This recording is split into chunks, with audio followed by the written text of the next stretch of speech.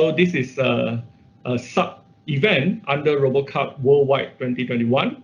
And down there, I would like to thank all the sponsors to make this happen. Okay, so first thing first, I would like to clarify about the meeting room. So we actually have two meeting rooms. One is the public meeting room, and another one is the competition meeting room, right? So we, me and also the jury member and the team, we will compete in the competition meeting room, okay? Then for the rest of you who are audience, and also the teams who are not taking the competition or not your time slot, so you will be joining the public meeting room to view the competition. Okay, so it is open for public and audience, and feel free to send the link to your friend and colleague. Okay, and also one important message about this public meeting room is we still open for the voting for People's Choice Award, right? So for all the teams, please join the public meeting room to vote for the team. We will collect the vote until the end of today's competition. Then we will summarize the score to pick up the most People's Choice Award, right, for both SP and also OP. Okay, so for the rest of the information, you can find out more, like the timetable, the list of competition teams, and so on from our website. Okay, so you can find from the link, or you can scan the QR code. You will bring you to our website. Okay, so before I start, as a privacy reminder, the whole process will be recorded into video, and then later on we will publish online. So in all the time, please refrain from turning on your microphone and also your webcam unless you are told to do so. Okay, so let's get started. Okay, 4 more minutes. So today we will have a total of 13 teams. So 7 teams for open category and 6 teams for junior category. And we will start from the junior category, then we will proceed with the open category. Okay, so these are all the teams which we will introduce one by one later on. Okay, so this is the timetable. We will start in less than 10 minutes. We will do this brief introduction, then we will start the competition very soon. Okay, so we will do the closing ceremony and award ceremony later on. And you can see we actually have 2 teams after the SP award ceremonies because of the time difference. They are from America and also Canada. So they are scheduled after the standard platform award ceremony. Then we will conclude with the jury review and also the final open platform award ceremony. Okay, so somewhere in the 10:30 my local time. So this is the schedule. We will follow closely this schedule for the event today. Okay, then I would like to say thanks for all the jury. Apparently all of you already turned out. I'm glad. Okay, so these are the lists, and I'm not going to do a formal introduction now because later on we have time for that.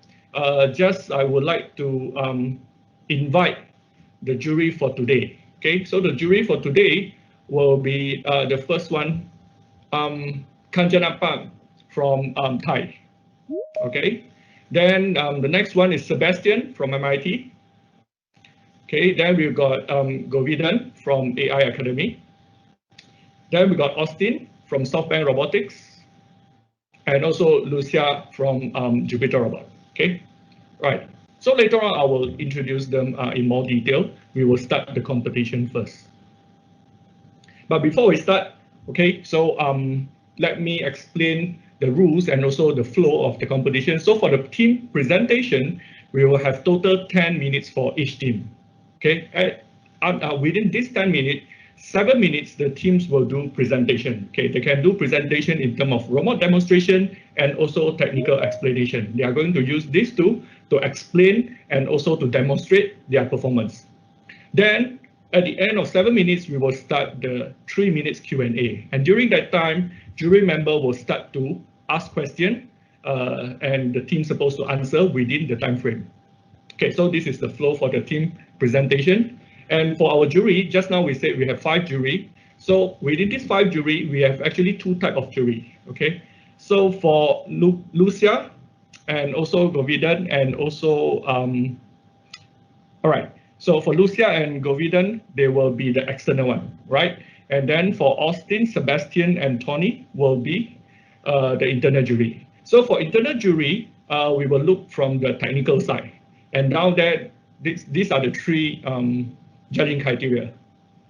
For external jury member, because this is a service robot competition, so we want perspective and also opinion from the general public as well. So our external jury member will look the performance and the development based on the perspective from the general public. And now there are the criteria for the external jury member. Okay, so this is in brief how we run the competition and also the jury. Okay, so with that, I have done my introduction, so I'm going to stop here. So I would like to call the first team. Okay, so let me switch to my timetable. So the first team will be OPJ05, the Team DL8Z from Dalian, number 8 Senior Middle School. Okay, Team DL8Z, you may begin now. Yes, we can. Can you see us? I can hear you. Okay, I can hear you. Okay, and we are the DLC from Dalian, and I'm the engineer of the software. And these four are and we are the member. And they will introduce themselves one by one. Hello, everyone. My name is Wen Yuqu. I'm the software engineer of the team. Hello, everyone. I'm Yaqin Qin, and I am the logic. Hello, everyone. I'm Sarah Hong, and I'm the hardware engineer in this team. And I'm Si Qiwen. I'm the software engineer. And we have two screens. One is the camera and one is my screen. So could you please put them together? And we will start our show.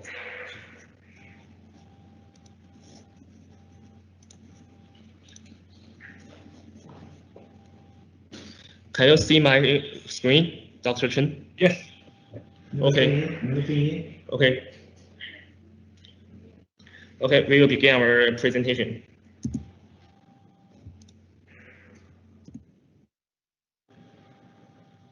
And this time, our general task is to let the robot help carry the logic and in unknown things. And we will let it to follow the guest to a location, and it will take the map itself.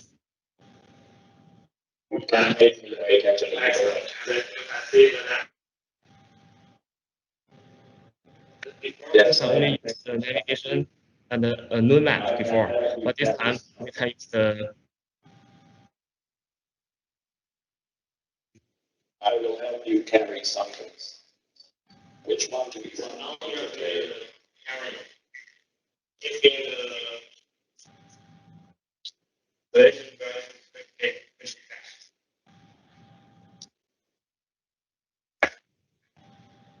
Okay. Okay. I will come with you. Follow me. Okay, I am following. You can let me start at the moment. You can see our map view. This is what we should define. Before we only use the map that we built already.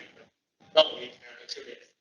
But to achieve this, we have to try to use the east camera to define that there's a object between them. The area may be influenced by the footprint. And here is this one. So this time we change the data. And it's more, it has a higher accuracy, and then there's no conflict.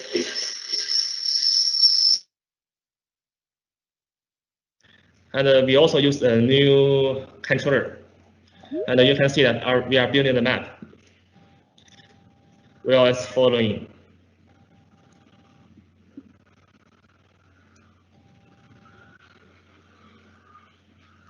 And here is a store you can see in the screen too, and has already got out of the room.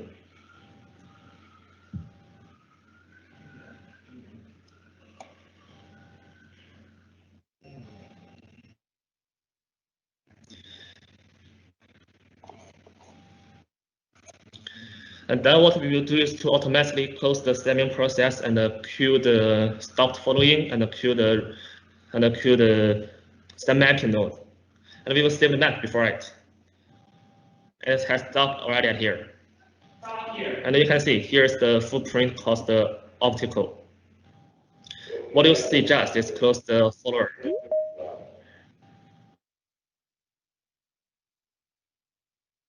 And now it's trying.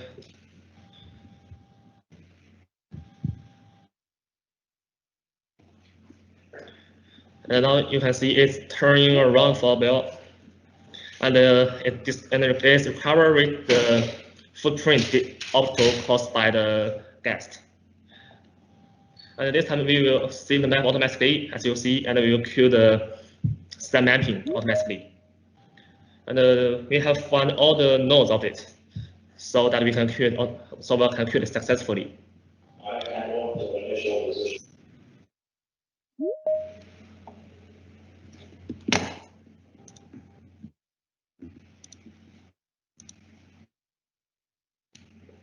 Go back.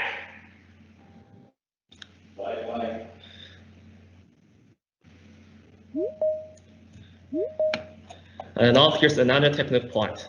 The robot will automatically open the navigation, as you see at here, and open the arrays. But you see it's at the original point where we start building a map instead of the final point we reached outside. So we have to get its coordinate and to push it outside. And later you will see it get here. You have to wait for a few seconds. I think it's a bit mistake, but it will be recovered by the navigation.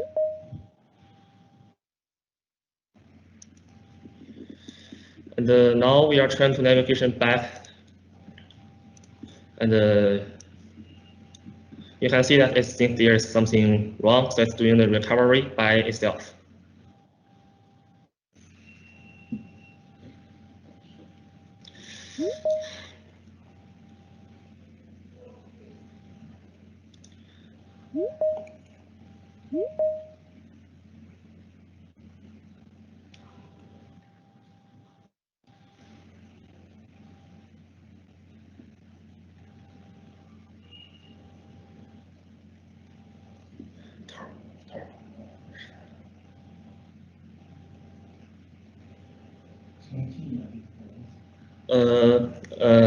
There may be something wrong for it, so can we will present it again?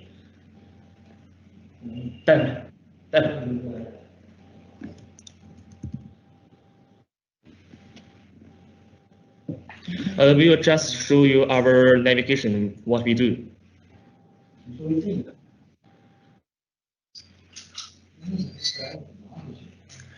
Please wait for a few minutes. We have to take the bite.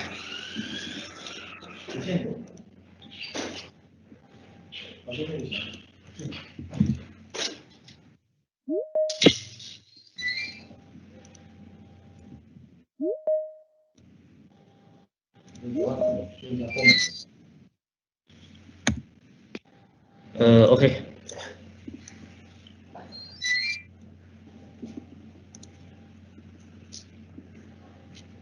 And we will try to show you what our navigation can do again. Okay. I should stop your presentation because your what the question? Yeah, we have to stop your presentation because now is the Q&A time. Okay, so jury, please, you may begin to ask questions. Hi, Govind here. Could you tell me what is the purpose of this robot and how long you've been working on this project? Thank you.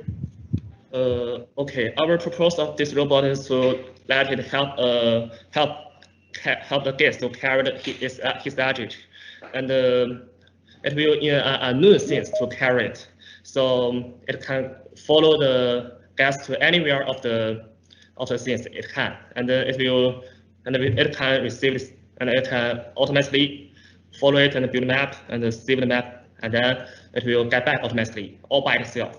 But I think there is something a bit mistake, and what we have worked on is just for 1.5 months. Okay, any more question? Hi, this is Sebastian.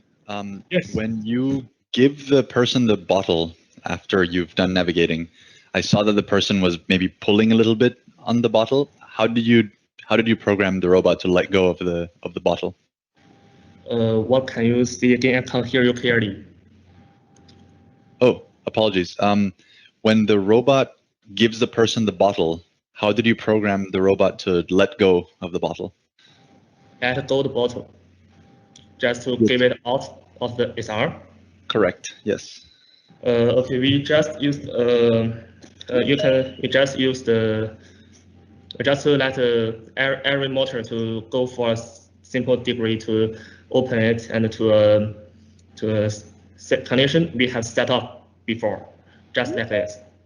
Okay. And so you just pick a time to open the gripper? What? Do you just pick a time to open the gripper? Yes. Yes. Okay, right. Thank you. So thank you very much. The time's up. All right. Thanks, team DL Exec. So now let's welcome the second team, which is OPZ01 PC FBot from Macau Puiqing Middle School. Can I have team PC FBot? Hello. Can you hear me? Okay. Can you hear me? Yes, I can hear you. Please begin your presentation. Hello everyone, we are Team PCF Bot from Macau Puiqing Middle School. I'm Sunny, also the team leader of this team. I'm mainly responsible for computer vision, website design, and team description paper. I'm Simon. I'm also the team leader of this team, and I'm mainly responsible for voice recognition, robotic arm, and navigation parts. I'm Serene, I'm mainly responsible for shell design. I'm Kelly, I'm mainly responsible for making PowerPoint, website design, and team description paper.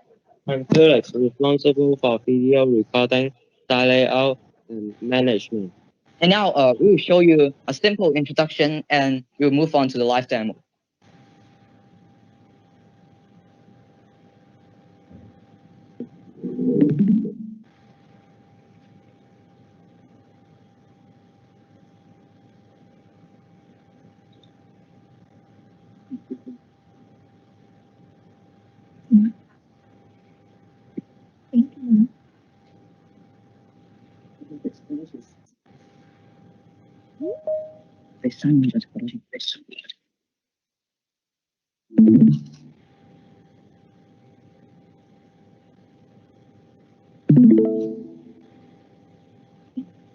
And now I will talk about the two parts. The first one, the reason of making this project. Since COVID-19 is ravaging the world, people must be quarantined when they go to other countries, which greatly increases the risk of staff getting sick. So, we want to design a robot that can replace this position and greatly reduce the risk. We can use it everywhere. For example, isolation hotels, home, and also be used in hospital. And now we will introduce the main function of our project, SLAM and navigation, as our mission is to help those occupants or patients. Our robot must include the navigation function in isolation hotels and hospitals. With this, we have to use SLAM to make maps for it. Therefore, we scan our workplace to simulate the hotels or homes. And in the live demo, we will show you the results.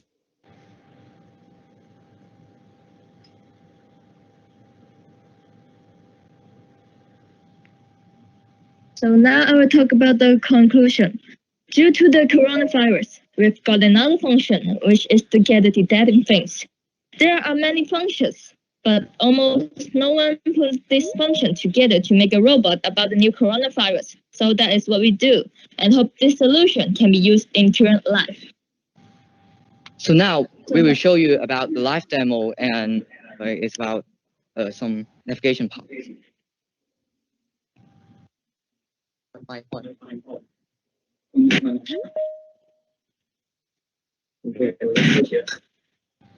you help 101 to get the local function?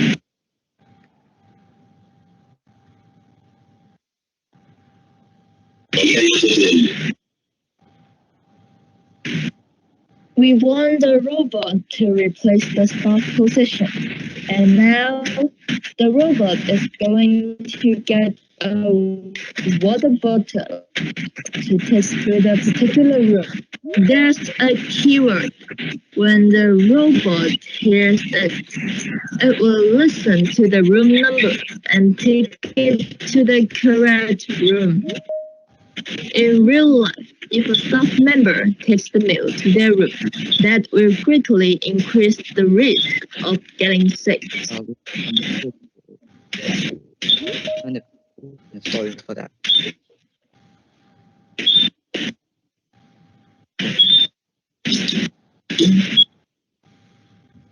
We expect the robot can follow the instruction, but now it failed and we're trying to repair it.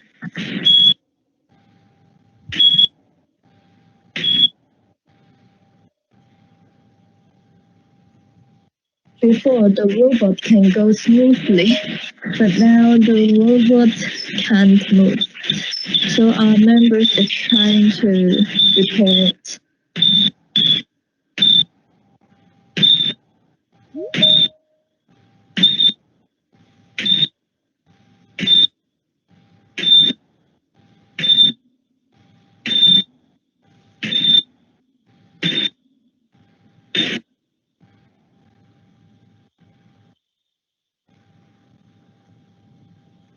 We expect the robot to get the bottle.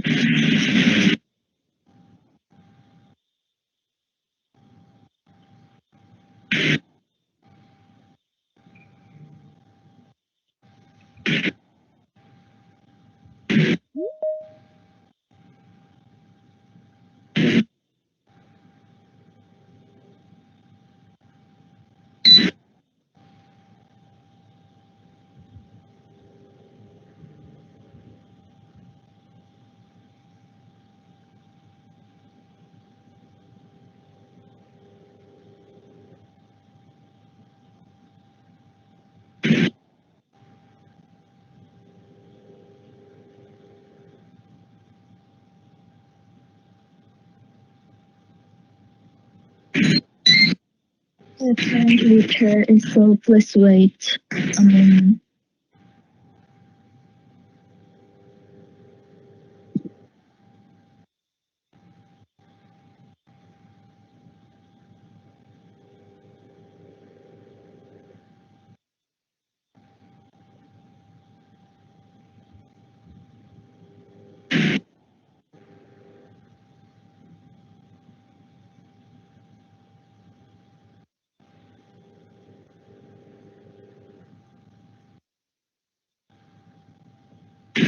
So now I will talk about other things first.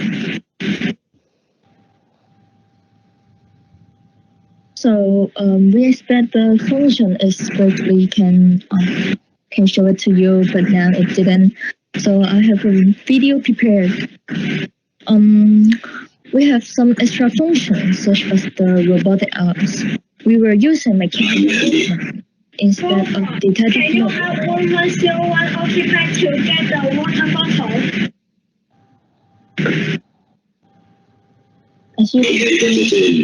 As you can see here, the robot can listen to the member, can listen to the staff, and getting the bottle to the particular room.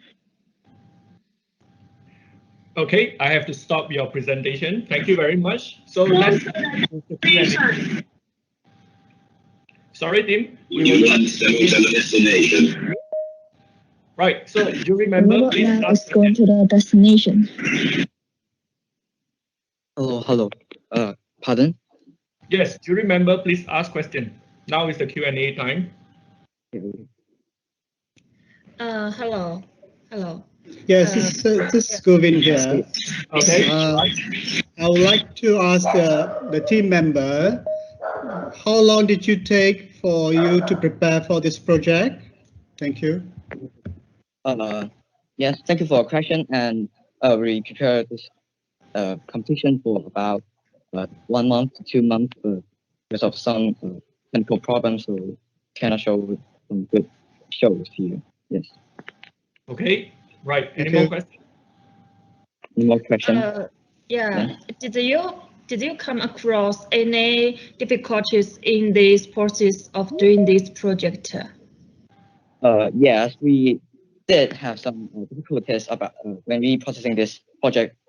We cannot find a true color about our items. Like when we set it to blue, we cannot do it like it just not detect it like a blue, or it cannot do it like it cannot detect it particular distance, like distance with the items is 10 kilometers, no, 10 centimeters, but it detect like 100 or some weird things. And yes, this is some difficult things when we processing this project we have. Okay, thank you very much. Right, so time's up and we will move to the next team. So the next team is OPJ02, Try Forever, from also the same school, Macau Puiching Middle School. Right, so please switch to the next team. Thank you very much. Team Try Forever. Team Try Forever. Can you hear me?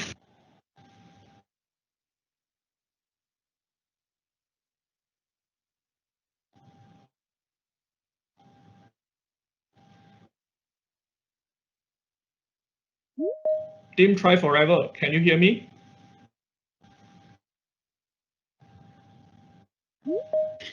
Yes, we can hear you. Yes, please start your presentation. We are the Try Forever. So now we will start our presentation.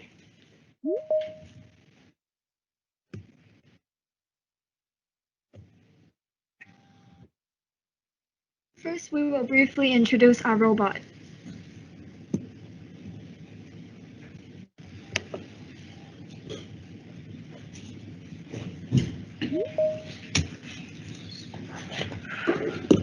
Okay, so let's start with an introduction. Well, because of the COVID-19, when we stay together with a person who has infected the virus, we are very likely to be infected.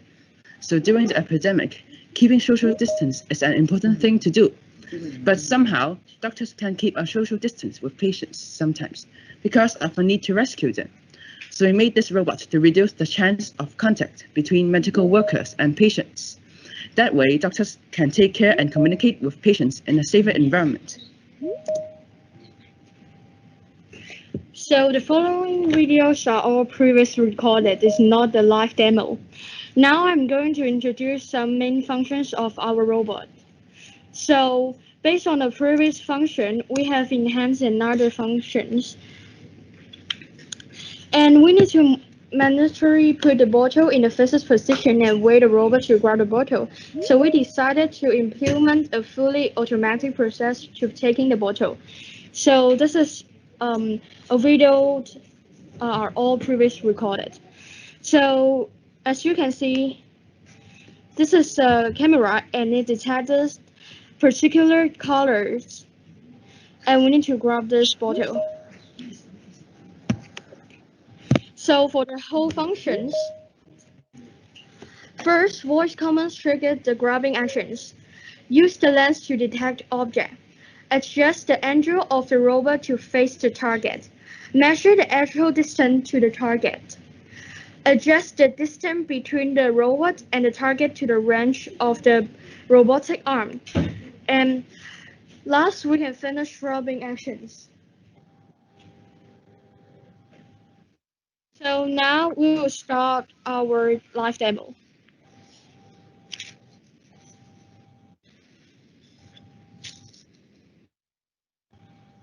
So here is our robot, the Try Forever. It is mainly used in hospitals to make it more convenient for doctors and patients.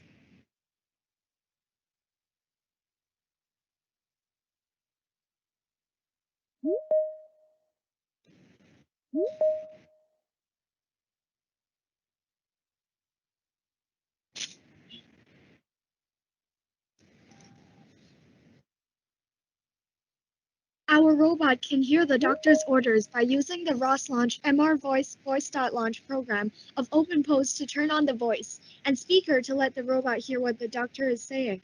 The robot then responds by following the doctor's direction. It opens the robotic arm to receive the medicine from the doctor.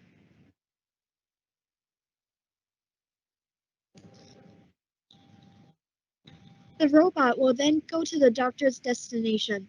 Since the robot has scanned the map of the entire hospital beforehand, the robot is very familiar with the structure and the necessary.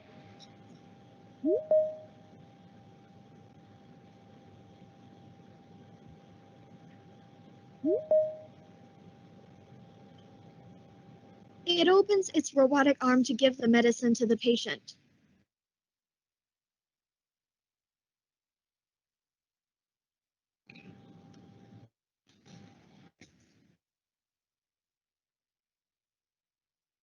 The patient tells the robot his requirement and communicates with the robot. The robot then receives this message and follows the patient's request.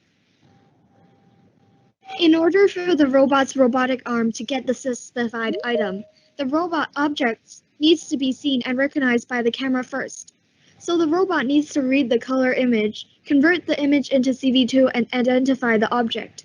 After finding the position of the object in the screen, the robot needs to use OpenPose to measure the distance from the lens to the object, so that the robotic arm can get the object accurately.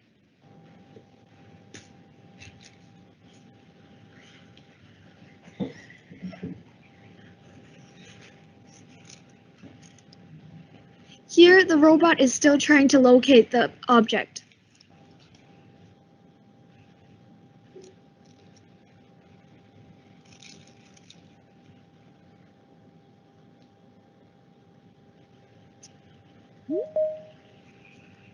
In this scene, we were trying to let the robot help the patient get his water. But it seems that the robot is not responding to our request. This will be a problem that we will figure out a solution in the near future.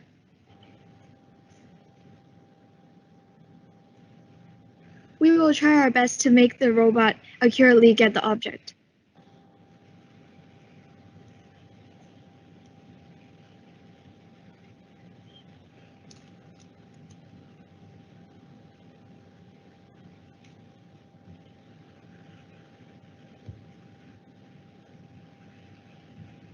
After the robot has grabbed the object, it goes back to the patient and gives the object to the patient.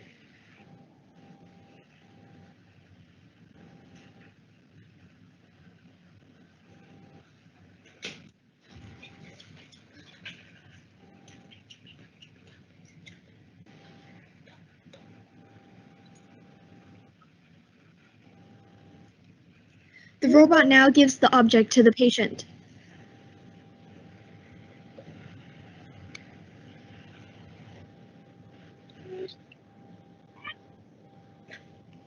During the conversation between the robot and the patient, the doctor sees the first view image of the robot from the computer. He sees that the patient is in danger and comes to help in time.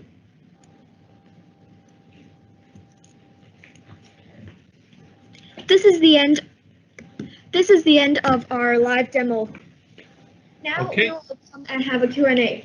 All right, so let's go to the Q&A. So just to verify, just now what you show is live demo, right? Yes. Okay, right. So jury member, please ask question for the team. Yeah. Okay. This is Jonathan. Sorry. Do you want to speak something? Yes. I want to ask, do you have a real robot demo? The real robot. I saw the video. So just now I just asked, just now that one is real robot. It's real demonstration, it's not video. So in the first part, when we were showing the PPT, it was a video that was pre-recorded. But in the second part, all of it was a live demonstration. Okay, right. So just now it's a live demo. So any more question? Yes. How can a robot find the patients?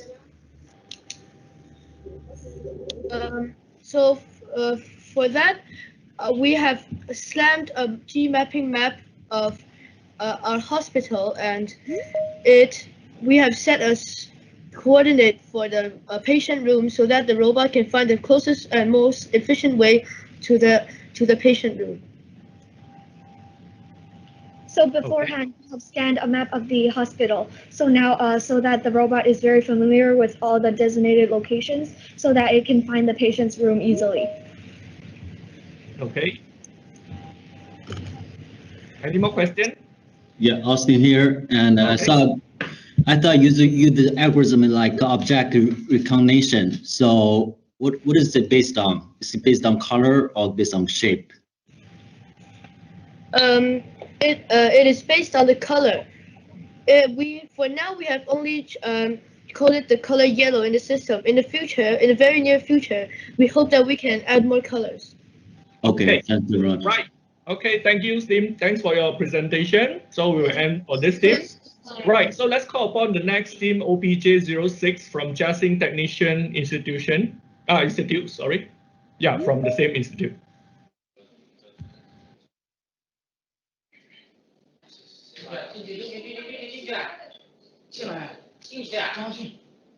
Team Jiaxing Technician Institute, it is your time now for presentation. Yeah, if you can hear me, please start your presentation. Jiaxing Technician Institute.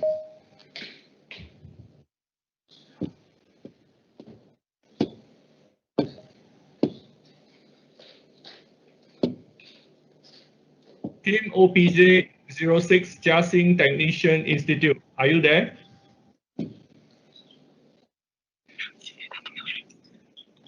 Okay, please start your presentation. Hello everyone. We come from Jiaxing Technician College.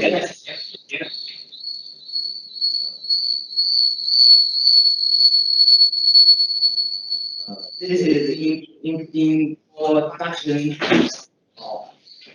of team members.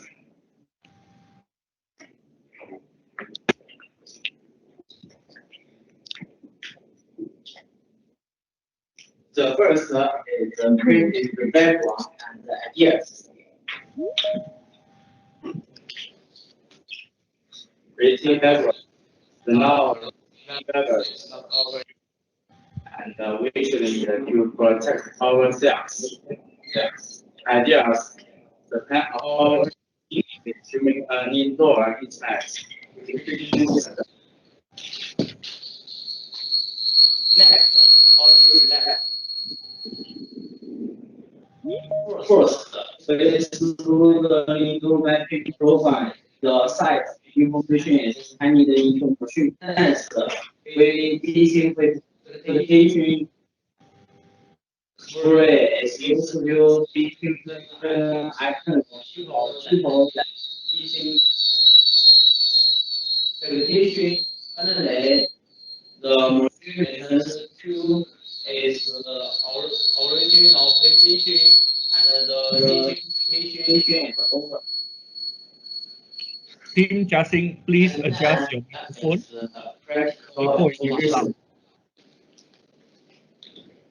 There are many in our data that can use automatic disinfection system. For example, the coded traffic tree is that need a specific attachment. The entrance and the exit of the hospital.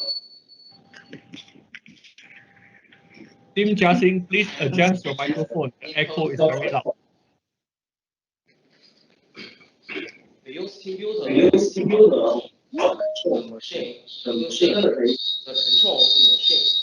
FIC is the solution to the problem of Chinese internet. Justin 在吗？ Use is the goal to assessment. And robot technology update. Robot teaching technology. The staff and camera update to build a placement plan. image expedition expedition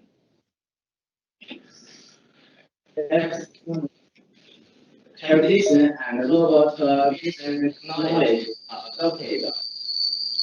Robot planning technology, the coordinate pointer driving technology is adopted for robot planning.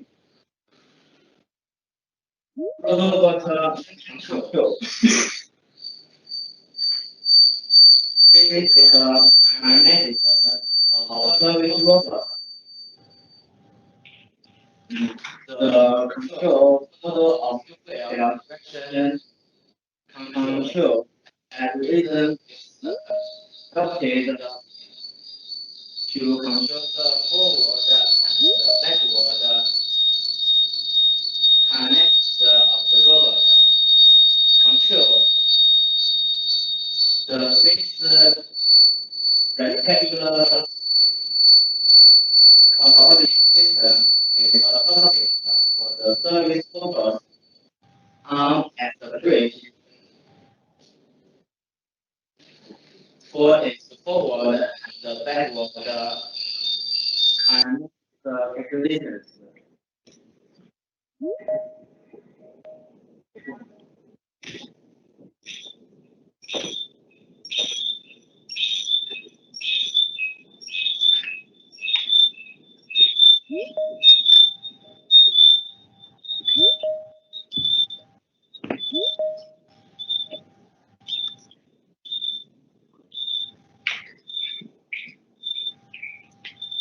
Could you hear me?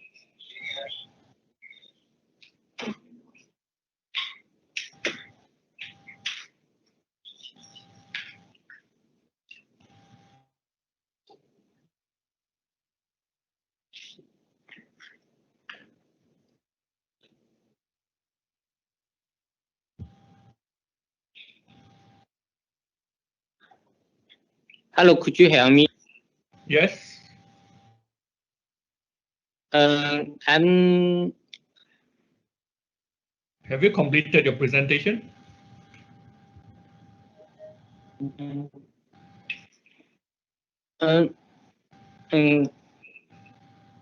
Could you say again? Yes. Have you finished your presentation?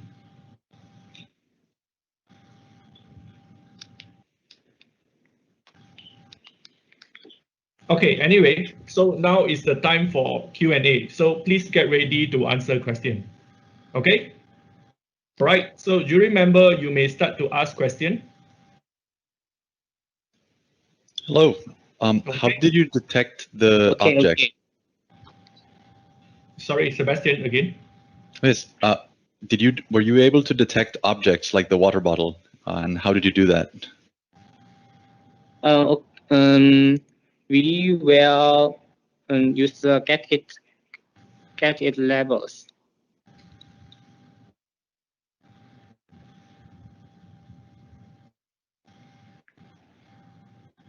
Okay, so there's the answer, I guess. All right, so any more question?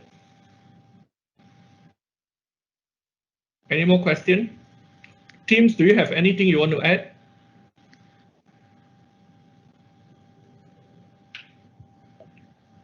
Ask me here. Yeah. Okay. Okay. My question is, what kind of algorithm you use for the object recognition? Okay, team. How you detect the object? Yeah, it's gonna. What kind of algorithm you use?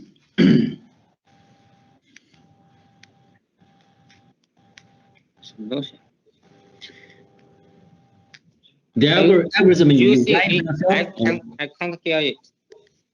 How you detect the object? About 1 month. Sorry, we can't hear you. Please come close to the microphone to answer the question.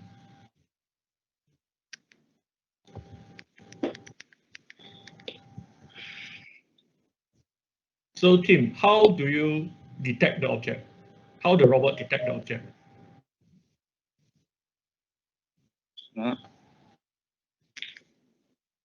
We will use get levels to get some object. Okay. Okay. Okay. Any more? All right. So any more question? We got 1 more minute. 让你去拿点东西，让你去拿点东西，让你去抓个东西。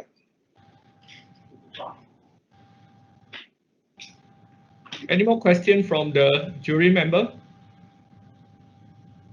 No.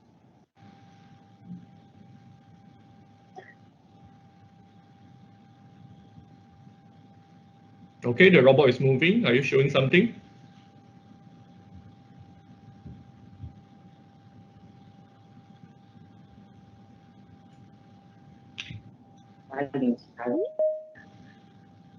Okay. All right. So time's up. So thanks the team from Jiaxing Technician Institute. Right. So we will move to the next team. Thank you very much. So the next team is OPJ 03, Anti-Epidemics Vanguard from the high school affiliated to Xi'an Jiaotong University. Hello. In sim right now, there are two cameras here. Okay, you may begin now. Please off one of the mic so that you don't have the echo. Okay, I will start the screen sharing at first. Can you see my camera point? Yes, we can hear both camera, but you need to off one side, the echo happening. Hold on. Yes, please start your presentation. You can see the PowerPoint here, right?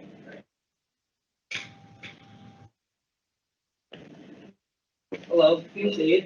Yes, you can see Okay, the slides and let me get started. Okay, honorable judges, welcome to the presentation of anti-epidemic vanguard. Anti-epidemic vanguard, there's three parts in our content. The project introduction, function, key points, and the simulation. There are 4 members in our team, and the main purpose for us to build this robot is to make it better for administrations in the hospital and the systems for doctors in the hospital. This will help them to increase their efficiency. And as for the procedure of the project, at the very beginning, the student condition is in a hospital. The patient got a fever and needs to see the doctor. So the robot will guide the patient. The robot will guide the patient to go to the doctor's office, and then the robot will guide the patient to go to the lab clinic, and then the robot will help our patients to get the medicine from the pharmacy without our patient moving, and eventually our patient will be guided to leave the hospital. And there are 3 key point functions in our project. The machine vision is the first one at the beginning of the hospital gate. Our robot will say whether the patient wear a mask. If not, the robot will provide a mask. And the second one is the voice integration. We use iFlyTech voice package for voice dictation and enable robot to speak by some play.node. And the last part is the mapping and navigation. A robot needs to go for places and hospital gates, doctor office, hospital, the laboratory, lab, and the pharmacy. We deliver X, Y, and set up coordinates to navigation.py and navigate the proper location. This is our node diagram. Now let's see the simulation of this.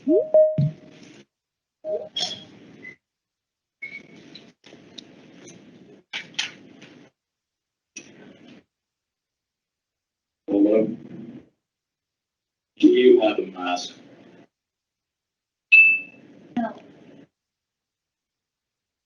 Take a mask from the machine.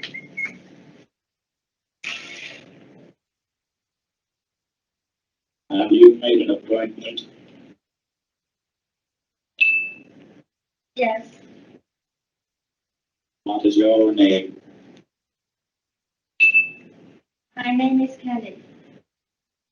Have you made an appointment with Dr. James? Yes. Please follow me.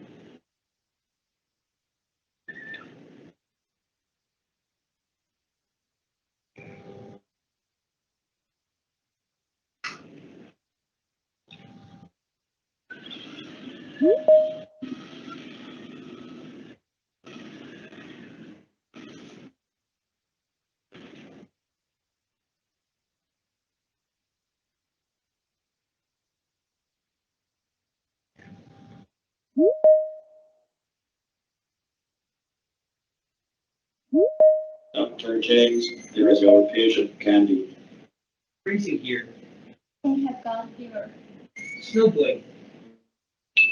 Take her to a blood test. We will go to the laboratory then for a blood test. Please follow me.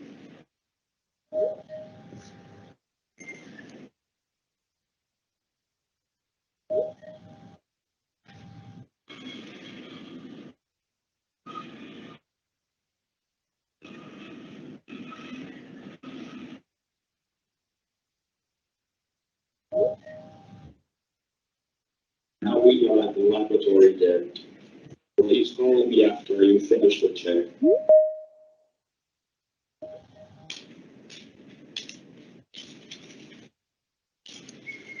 No boy. Go back to the doctor. We will go back to the doctor. Please follow me.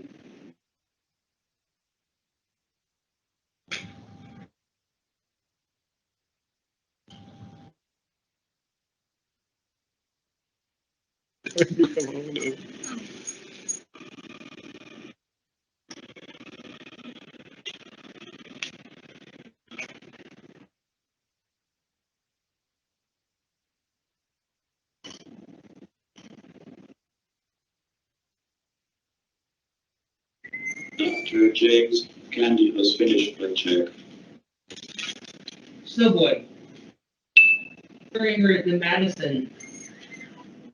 Okay, I will go to the pharmacy to get the medicine.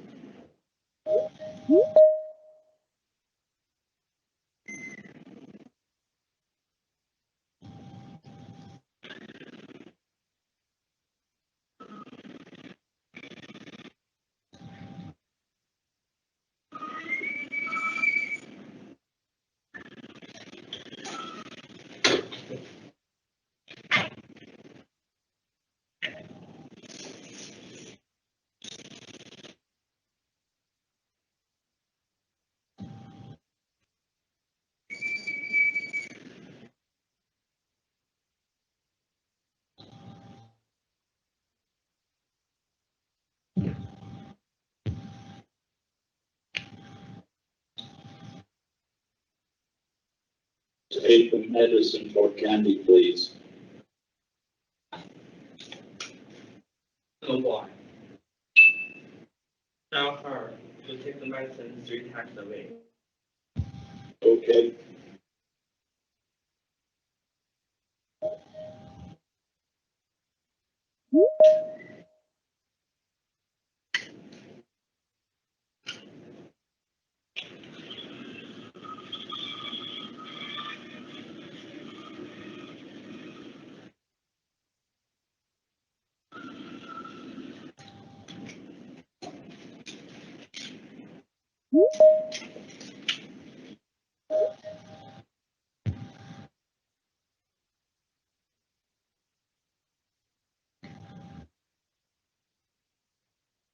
Here is your medicine.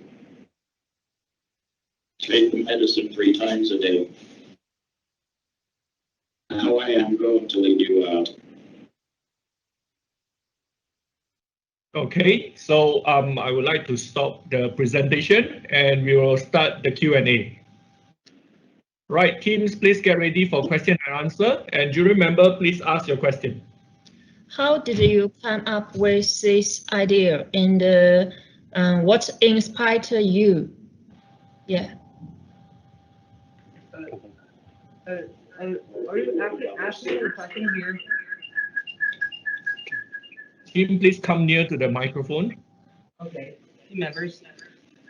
Lucia, can you please repeat your question?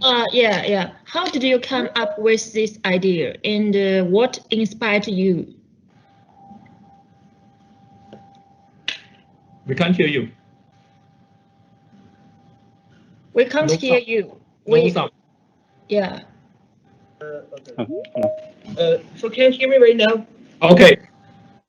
Okay, so I think this is out of 2 things. The first thing is that last year, the whole world is suffering from the COVID-19. So we're trying to build a kind of service robot that when the patient goes to a hospital, the robot will help the patient to know that whether the patient is doing enough, like protection, and this is also a good protection for our doctors and those hospital staffs, because well, our robots can help the patient to take the medicine from the pharmacy, and our patient don't need to like to talk or to get in touch with so many stuff in the hospital. And the second one is that we truly hope that our robot can be implemented in the true world to make more people to enjoy the VIP service that can only be enjoyed by several people in the world right now. That is our purpose. Thank you.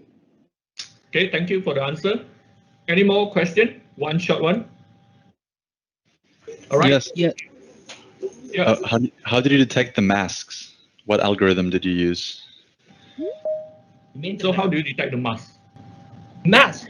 Okay, so we download an existing package which based on the TensorFlow structure from the network, but we also do some trainings to the like the program. Like we take a lot of photographs of different people's face with or without the mask on, and in this case, this package, this like the program eventually works.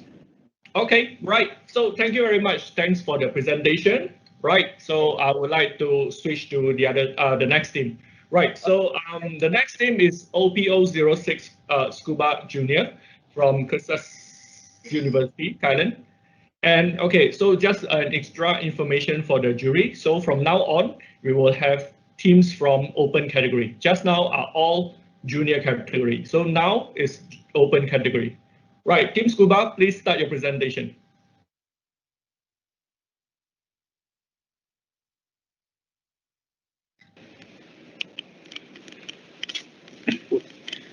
All right, good evening, everyone. We are Scuba from Kasetsart University, and today we're here to present the final, which the topic concerns robot serving food to the users. Now, let's talk about our pain points first. In our home country, these are the pain points that has been focused on: the shortage in the labor force and the COVID-19 risks. The trend shows that Thailand will become a super age society by the year 2040, which means that the population will be 65 years old or older for 26% of the population. As we became an aging society, we are facing a labor shortage.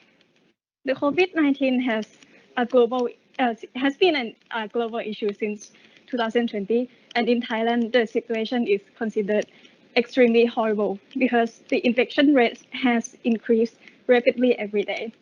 One of the factors to deal with the infection rate is to have social distancing. So our suggestion is that we should use service robots in public places like restaurants to reduce human contact and as the alternative man-force. So as a consequence, we might prevent the infection of the virus and solve the labor shortage problem. And this is our robot Angus. In this scenario, it will be performing tasks serving a drink to a user, and the brief feature of the robot is described in the diagram. The robot vision concerns face and hand detection. The speech processing is for identifying what the user wants, and the arm manipulation is for grabbing things. The execution of the robot was implemented using RoboCup, which the core of the package builds a state machine. This tool simplifies the modification of the state and debugging. And this is the overall diagram of our system. It consists of 4 different modules: the robot vision, arm manipulation, navigation, and speech processing. The hand detection was implemented using the convolutional neural network YOLO version 3 Tiny with OpenCV. The depth image is used to localize the person position by calculating the average depth of the detected bounding box. Then the position will be mapped for the navigation. On the other hand, the face recognition extracts features from human's face and use the recognition process to recognize the customer face. However, the privacy of a person is concerned, so Angus needs to ask for permission to collect the person face features. The intention of this process is for improving the service of the robot next time the person ordered something. And another feature of our robot vision we would like to present is the human feature recognition. Our robot can classify the feature of human appearance. For example, it can detect whether a person is wearing glasses or what shirt color the person is wearing. We use the shape predictor in the DLib library to predict the eyes. Then the region of interest was made as shown in the figure. And for the shirt color detection, we use the region of interest below the detected face. Then the value were clustered using k-mean and compared to the HSV of the color. And it's end of our presentation. Now let's go see the demonstration.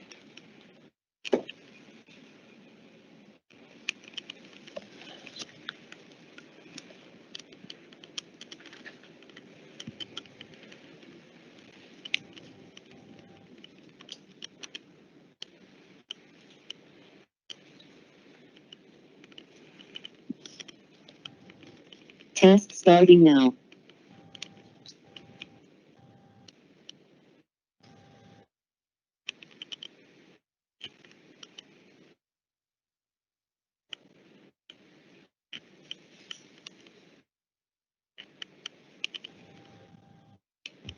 I found you, please wait.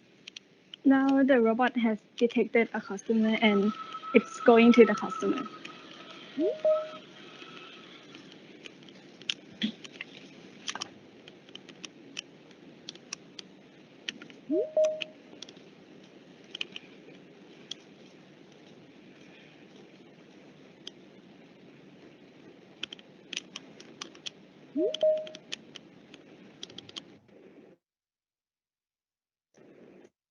Hello, what drink do you want?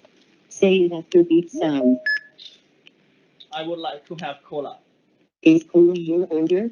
Say it after beep sound. And that's yes. May I have permission to record your face with your order for later use?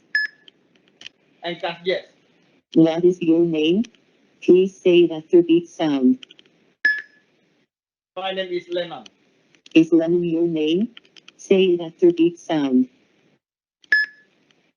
And that's yes. Please look at the camera. Finish record.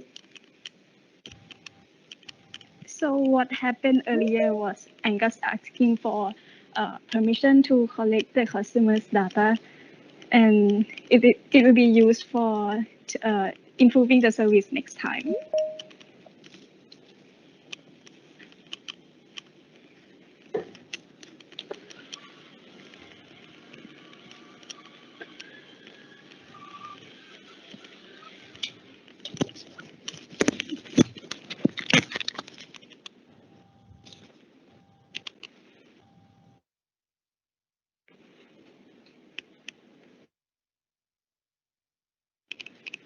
Please give me cola safe at after beep sound. Ready to serve.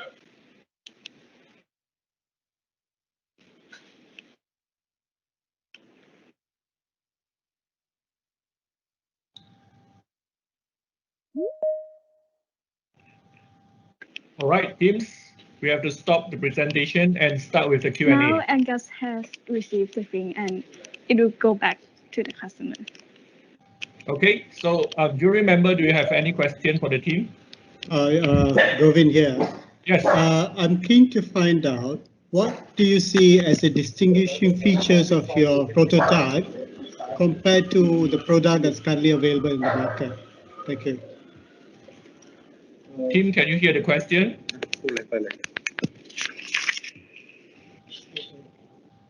Team Scuba, can you hear the question?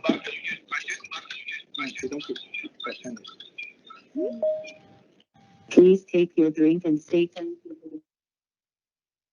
Team Scuba, can you hear the question?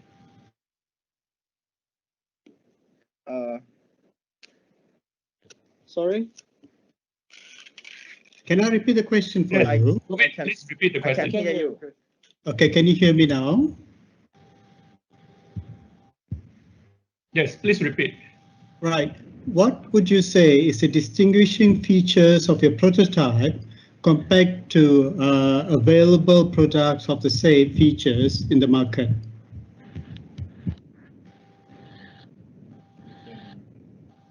Could you please repeat the question again? Sorry. Okay, I'll put it very simple. What do you say, or what would you say is the distinguishing features? What makes your prototype special compared to other products that's in the market?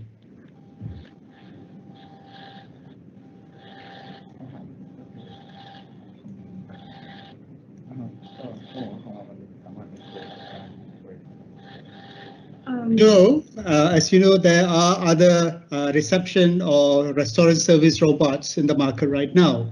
So what makes your prototype different compared to them?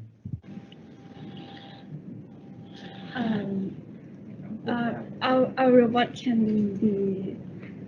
Our robot can be recognize the people who has visited in the past, and it can suggest the drink that they had ordered in the past.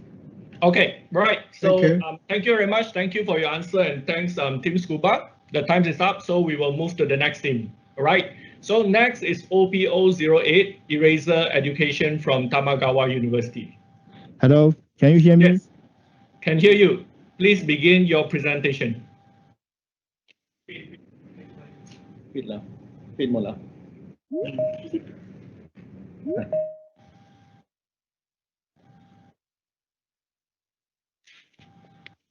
Team Scuba, please leave the meeting room. Thank you. Hello, we are Team Erasers.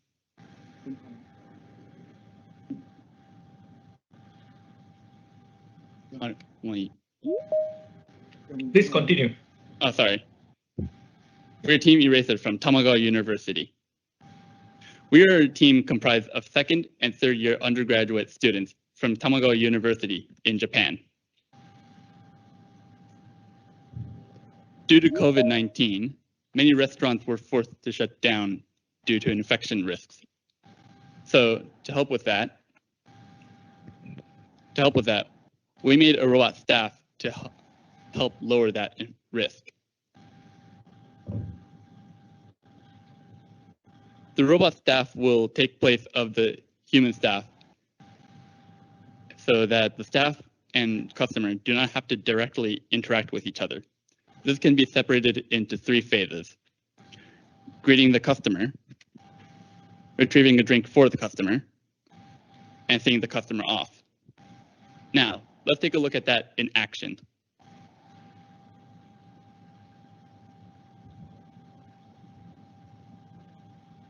Here, when the customer enters the restaurant, the robot will look at the customer, and through a library called OpenPose, will recognize the customer. I'm Turtlebot. Would you like to take out or eat in? Take out. You said take out. Please wait in the seat over there.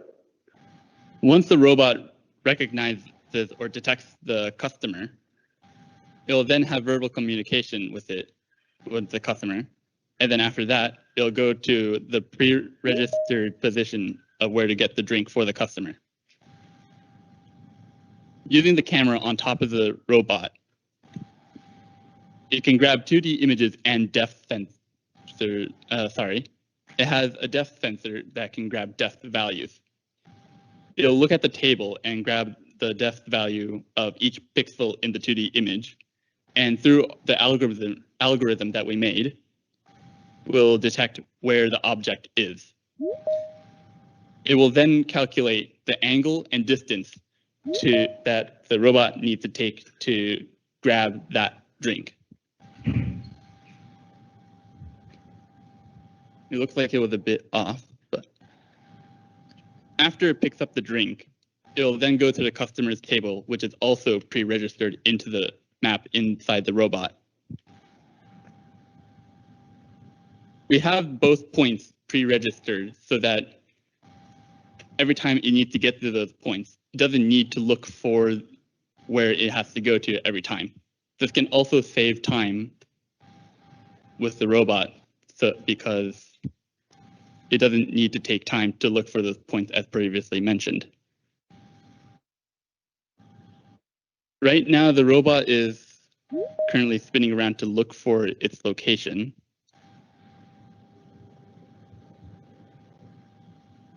It usually does that to recalibrate to find where it is relative to the map. It uses a sensor at the base of the robot to look at its surrounding and then compare that to the map inside. Here, when placing the drink down, again, we use the camera and its depth sensor to grab the depth values from the 2D image. It is very similar to the object detection algorithm. However, this time, instead of looking for where the items are and returning those values, it will then look for where there aren't any items on that table and return the values of where the empty spaces are. It will then, again, like with picking up the drink, calculate the angle and distance that the robot needs to take to successfully place that drink down.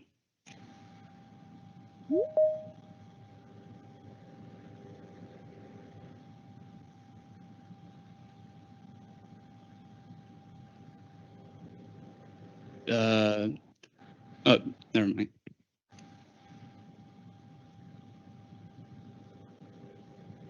And here, the robot, it's a bit slightly off, but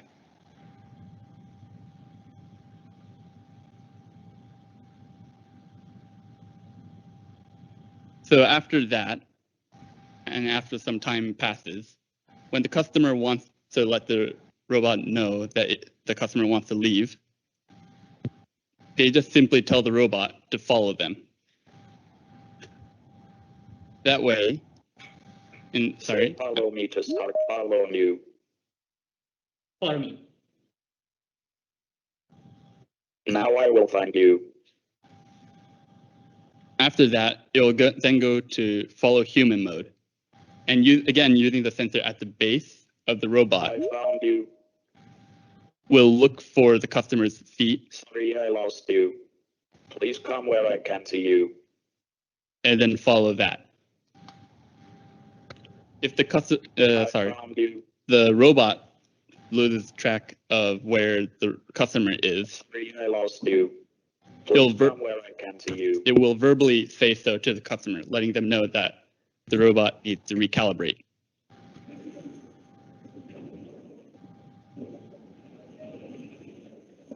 Once the robot is done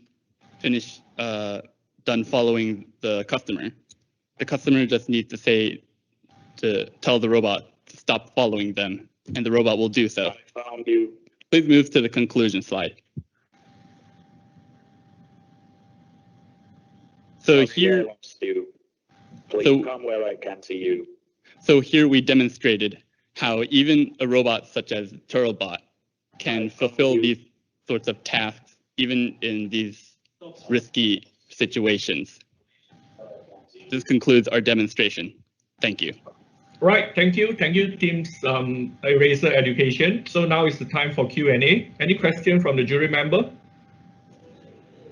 Hello, this is Kanchanapan. Okay. So how the robot find the empty space on the table? Hello, can you hear me? Yes. Yes. Okay, so sorry, let me bring up that slide. So here you can see on the left is the original 2D image before sending it through our algorithm. And using that depth sensor inside the camera, it grabs all the depth values in that image. After comparing those values through our algorithm, whatever is sticking out from the table will be detected as an object, and anything that isn't will be detected as empty space. That space is represented in the color white, and the objects are black. The squares on the image in the right represent where the robot calculated where it can place the drink down, and is also the empty space. Okay, thank you for the answer. Any more questions from the jury? Yes. Is your robot stable at the task? I'm sorry, could you repeat that question? Yeah. Is your robot stable at the task? at the task? Is sorry, your robot stable at the task? Stable? Is it stable? Yeah. It's not too stable right now. We worked on it about an hour before this started. So it's not stable yet, but I believe we can make it more stable and reliable through more tuning with the algorithm and programming. Okay, right. Time's up. Thank you for your answer, and also thank you for your presentation, Team Eraser. So thank you very much, and let's move to the next team. Right, so next we have OPO02, Utah Service Robot from University Tunku Abdul Rahman. Team Utah, can you hear me? Yes, Dr. Okay, Jeffrey, please can you hear me? begin your presentation. Okay. So a very good day to Dr. Jeffrey and the juries. My name is Yong Chening and I'll be representing Utah Service Robot from Malaysia. So in our previous submission, we actually did a simulation of TurtleBot in Gazebo. So today we'll be doing something different. We'll be doing a live demonstration of our robot, our own robot here. Okay, so moving on, just a brief introduction on our robot. It is a custom-built differential drive robot base here, as you can see in the picture. It has an IMU odometry board, a Hokuyo LiDAR sensor. So moving on. So using the Hokuyo LiDAR sensors and the cartographer ROS package, we actually can generate the 2D maps of the environment for the robot to move in. So moving on. We also did something different from previously. We switched out the path planner from DWA to a TEB path planner, which can generate a better path for the robot to navigate in the environment. Okay, so moving on. The camera that we are using on the robot is an Intel RealSense camera. It has higher resolution, higher frame rate, and a larger sensing range compared to the previous RGBD camera that we are using, as seen in the picture here. So moving on. So here is just a small demonstration of our follow me capability. So the robot actually receives a voice command from the user, and based on the command, the robot can follow and unfollow the user. So it identifies the user based on the depth image, and it will move closer to the user with that information. So moving on. We have also added the ROS OpenVINO toolkit packages to take advantage of the face detection capability, which will be demonstrated later in the demo. So moving on, here is the summary of the hardware of our robots. And the next slide shows a summary of the packages that we are using for this demonstration here. So now, please excuse me, I will have to set up the robot and I will pass it to my friend Kayun here to explain the flow of the demo. So as my teammate set down the robot, I will first talk about the demonstration. Firstly, the robot will listen to a command called find customer, and then it will use a facial detection functionality to look for customer nearby. Once the customer is detected, it will move to the front side of the customer and interact with them using speech synthesis and speech recognition to take the food order. Once the food order is taken, it will report the food order back to the kitchen and wait for them to prepare. Once the food is ready, it will deliver the food order to the customer and return back to the kitchen. I'll pass the presentation back to my teammate. Okay, thank you, Kayun, for that explanation. So here's my sister here. She'll be helping me with the demonstration. Here is the robot, and she'll be working in the kitchen, and I'll be the customer over there at the chair. So I'll just start the robot here.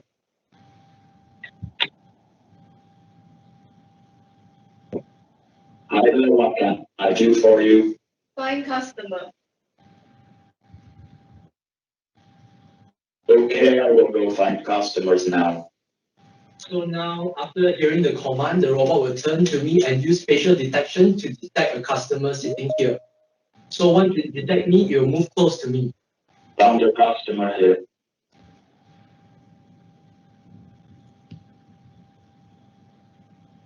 I know your name.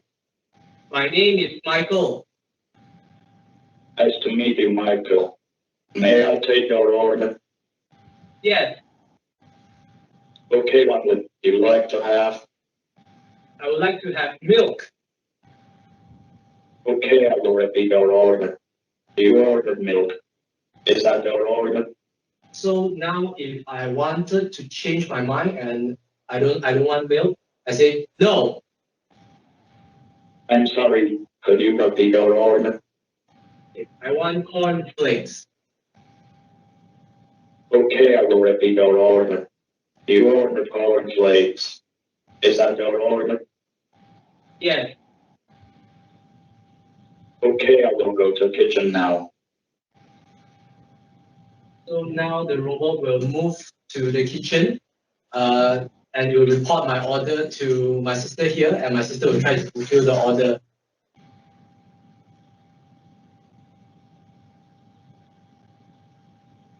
I have ordered from Michael.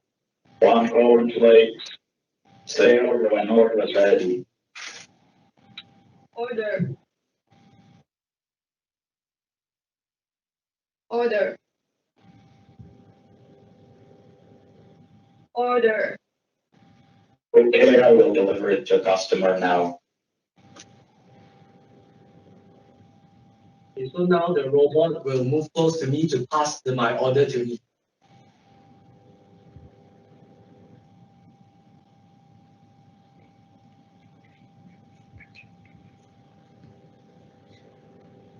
Here is your order. Please say, return to kitchen. After you take your order. Return to kitchen. Return to kitchen. Return to kitchen.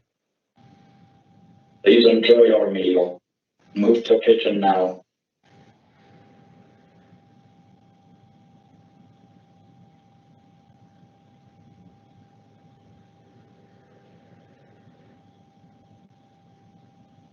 Okay, That is all, thank you. yeah, that is all for the demonstration here. So after it reaches the kitchen, it can repeat this process again to take orders and deliver orders. Okay, so I think that concludes our presentation and our demonstration. So is there any questions? Okay, so we will start with the Q&A. Jury member, do you have any question? Hi there. Could you please say what computer are you using to run all your code on this robot? This computer here is actually a Dell. I think it's a Dell computer here. Yeah, I'm not sure the specific model. It is I think it's an old XPS model here. And you installed Ubuntu on it to... Yeah, it's Ubuntu here. Yeah. Thank you. All right, any more question?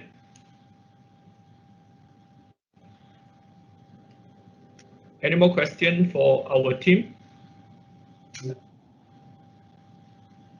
I'm sorry, the demonstration, we have to do it in my room here due to the COVID situation here in Malaysia. Yes. How long have you been working on this project? How long? Okay, so obviously, this whole robot is not just our team's effort. It actually are quite a few other students project, their final year project and their research. The fabrication, from fabrication until this point is about maybe 1 or 2 years. So how about the work that you just presented? The work that we just presented is about 2 or 3 weeks of work here. Because, yeah. All right, any more question? We can still have like 2 more questions. Yeah, we still have like 1 minute plus 2 minutes. I'll ask another question if that's okay. You mentioned that you changed the path planner or the motion planner from DWA to TEB because it was better. Why was it better for you? Okay, because previously when I was running it, this setup on Raspberry Pi, it was actually quite taxing on the computational power if I would try to run the TEB. Because TEB actually can predict multiple paths at the same time. So it is actually it can generate a better path, but there is computational resources limitation. It needs more computing power. So now that I have switched to a laptop here, which have much more computing power, so we can run TED and yeah, so we are running TED now, and the setup and everything is quite smooth. So that's why we changed from the DWA to a TED. Thank you. All right, so time's up. Thank you for your answer and thanks for your presentation. Thank you, Team Milta. So let's move to the next team. Right, so next team is OPO01, the essence of the gray region. Okay, this one is from Macau Puiching Middle School. Okay, so just keep for your information, this is middle school, but they are entering for open category.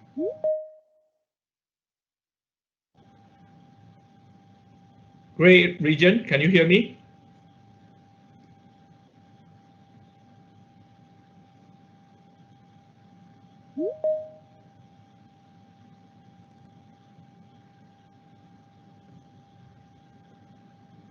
Okay, please start your presentation.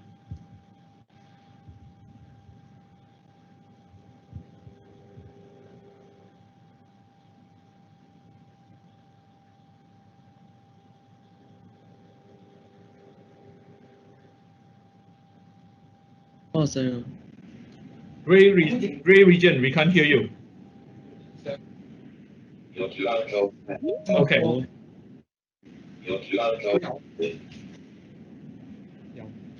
真係有啊，啱啱線都有，而家佢聽唔到聲。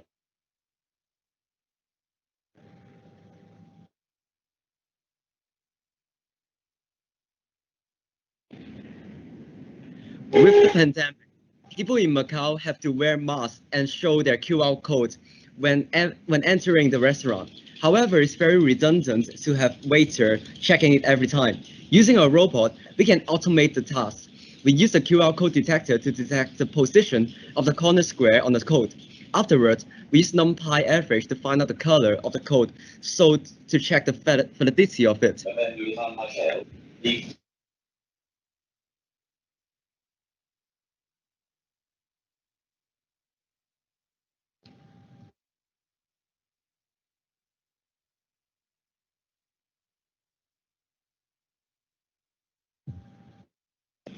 So a robot can also detect whether people are wearing their mask and finding the gender as well, using the mobile net feed for the mask detection and cascade classifier for gender detection. Coming up is our post detection function. You can look on the top left corner for further information. So now we compare whether the coordinates of the hand above the coordinates of the head, so as to distinguish whether the human is raising his hand. If the hand coordinates is higher than the head.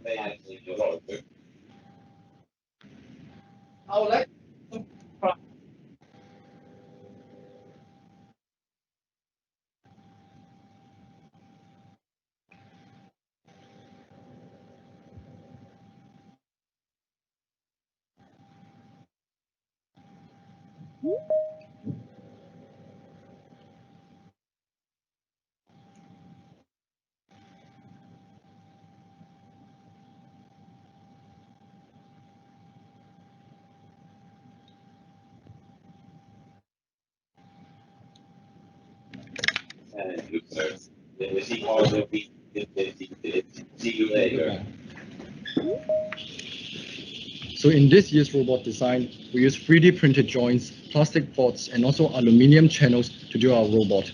So as you can see from this robot, there are 3 layers, so it can carry a lot of objects. So actually this year's project, we will innovate the whole structure of the robot. Unlike previous years, we just make different small refinements. So as you can see from this robot, we actually have a lot of, for example, manipulators, screen to manipulate communication between students, between the customers and also the robots. So right now I'm going to talk about the parallelogram structure of the robot. So as you can see in this robot, actually, the reason why we use this structure is because we want to just make one kind of joint. So it can be very convenient to build a whole robot. So now I'm going to talk about the design generation. So from the first year, 2019 to 2021, we've actually made a lot of refinements on our robot. You can see that as each year passed by, we added more storage area on the robot so that it can just carrying more stuff, no matter in a home environment or in a restaurant for carrying dishes. So now, yeah, for this extended storage area, we can carry more stuff. Last, I'm going to talk about the small wheel. So actually, when we are building the robot, we found out that the additional weight above the bases caused some tilting on the robot. So we used a lot of some drillings for adding this wheel under the robot. So I mean, for the whole hardware part, it really needs a lot of time to build it. So now we can see the robot is approaching to the customer.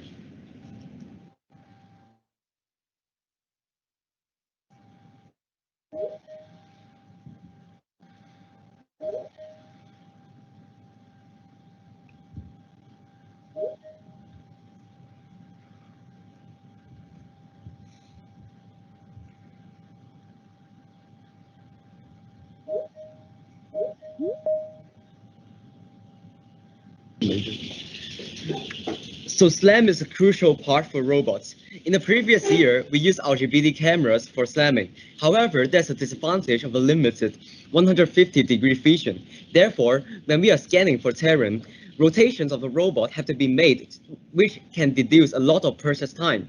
In this year project, we used LiDAR to solve this problem. As we have changed our whole basis, loss of adaptation and debugging is also applied slamming algorithm.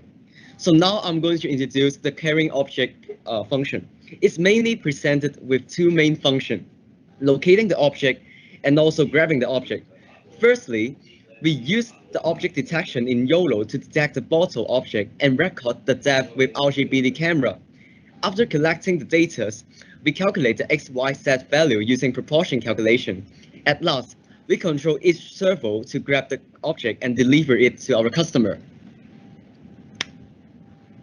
So now actually we can see that it already grabbed our object and it's moving backward to the customers.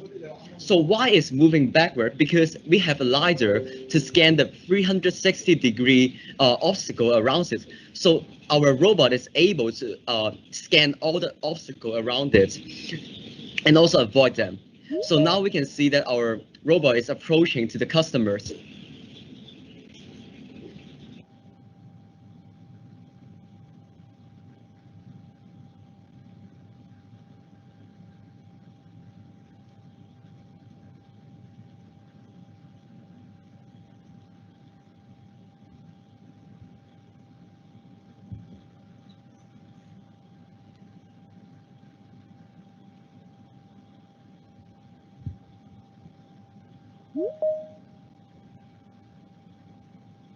So now I'm going to further explain voice recognition, which is essential for interaction between robot and customers.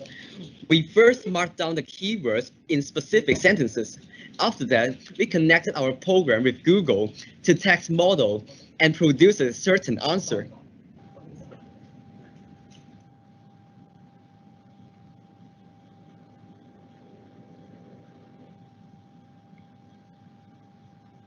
Okay, teams, we have to stop the presentation and we will switch to Q&A, right? So do you remember, you may start asking questions to the team. Govind here. Okay. Could you explain to me how long you've been working on this project? Teams, can you hear the question? Teams, great region. Yes. Can you hear the question? Yes, we can hear us. Yes, please answer the question. Okay.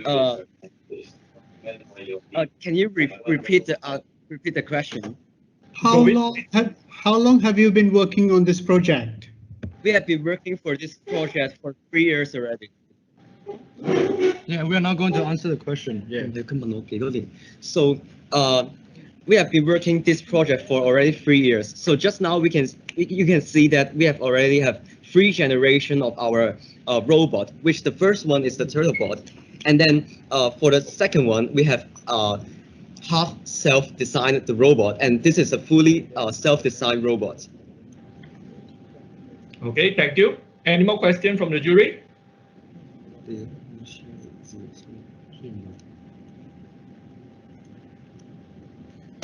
Did you come across any difficulties in the process of doing this project?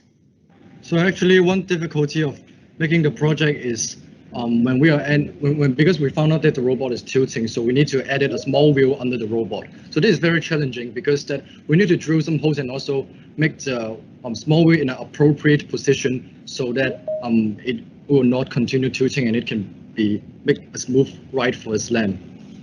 Okay, all right, thank you for your answer and thanks for your presentation. Okay, so time is up, so we will move to the next team. So the next we have team OPO05 from RoboCup, team RoboCup UTHM from University of Malaysia. Hello, can you Yes. hear me? Okay. Can hear you. Please begin your presentation.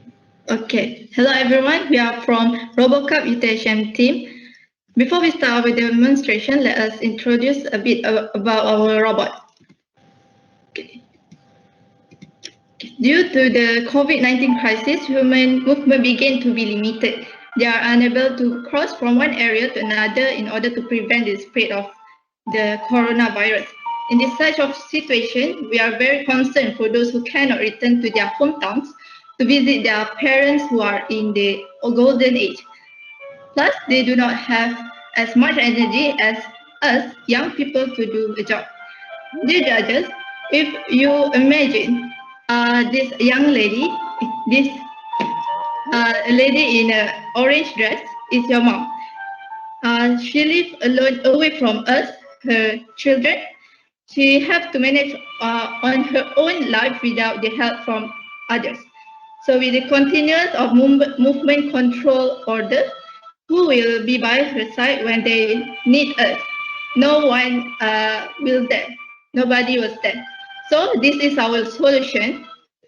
We managed to build a service robot to help this elderly person to carry their stuff while following them. For the component of our robot, we use a microphone, Arduino, which act as the low-level control that will send the motor speed to the motor controller. RP LiDAR, the function, it can rotate 360 degrees for laser scan. The arm illustrate from the G15 and the Kinect as the eyes of the robot. So this is the connection of our circuit. Okay, this is the flow of the input and the process and the output of our robot. Okay, now let's begin the demonstration. Okay. So as you can see here, this is the map that we're gonna use for the navigation of the robot. The robot will move autonomously. We are now launching the YOLO detection to detect the object. Okay. So for the first task, the robot will gonna detect the bag and go to the bag and ask the person to put the bag on the robot. Okay. Hi, I am RoboCup UTHM. Let me carry your bag. Searching the bag. Okay, now the robot is trying to search for the bag.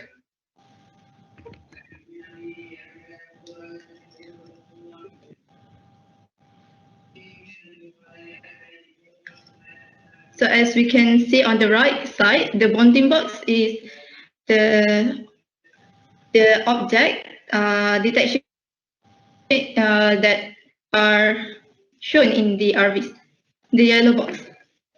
Okay.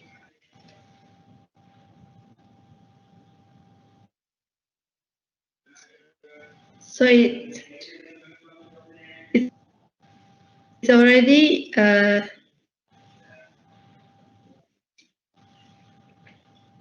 it's already detect the bag and the operator put the bag on the robot.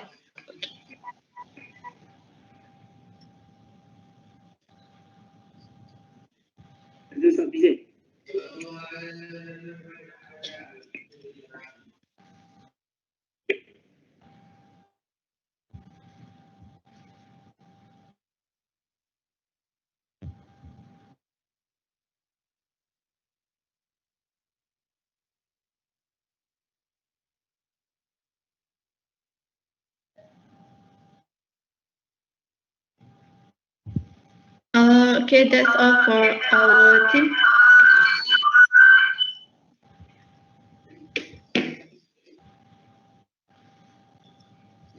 Team UTHM, you have completed your presentation. Yes. Okay, right. So now we will start our Q&A. Okay, so do you remember, do you have any question for the team? Yes. This is Kanchanapan. I have a question. Why you use Hector Slam and do you have any issue using it?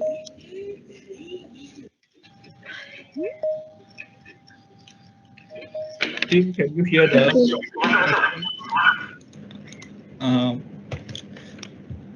Okay.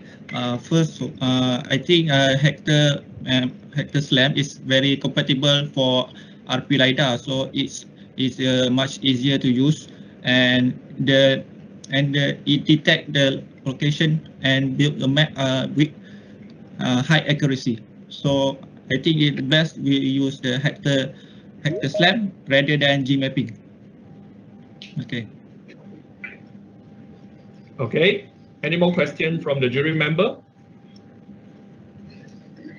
Hi there, this is Sebastian. For your object detection, did you use a pre-trained detector or did you train on your own objects? For the simple such as bottle, we just use the already weight file. So if we want to detect other objects such as phone or any item we want, we must train from basic, and then the file we train must to put the file on the .NET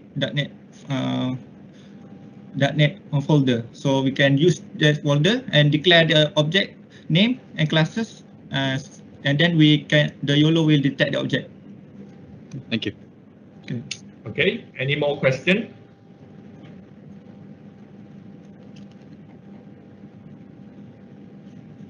Do you have any more questions for the team? Do you remember?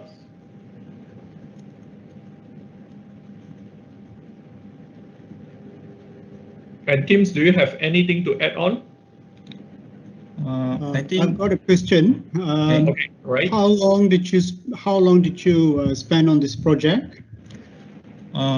So this project we spent around 6 months. So the first 3 months we train ourselves with Python programming and others applications such as YOLO.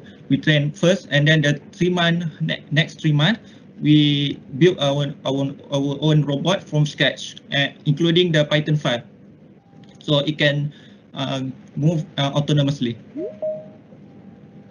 Okay, right. We still can allow another 2 questions. Any more questions from the jury members?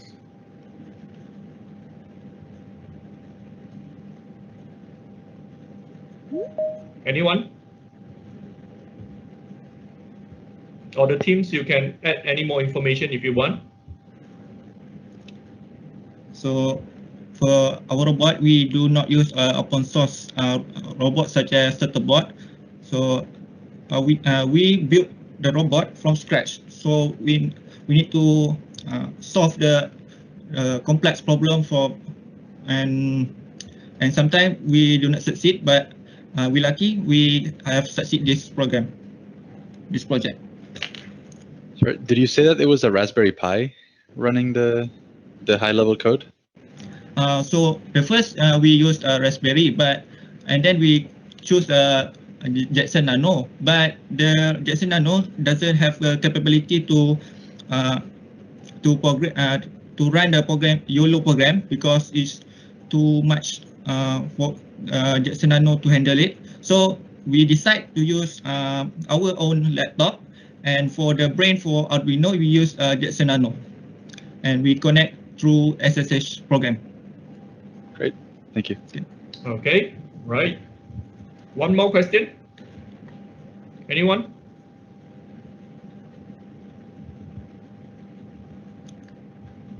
Any more question from the jury?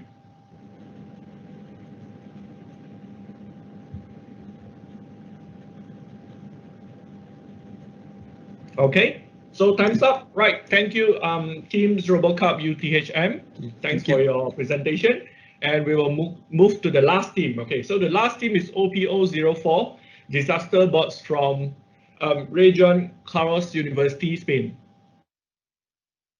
Team disaster bots, if you can hear me, please indicate that you can hear me. Yes, we can. hear you. Okay, so please begin your presentation.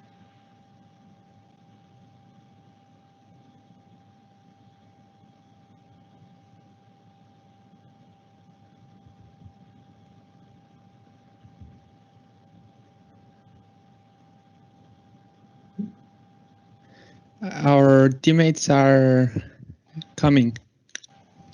We need 1 minute. Yeah, your team your time already started. So please, full use the time to, yeah, you may start with some introduction.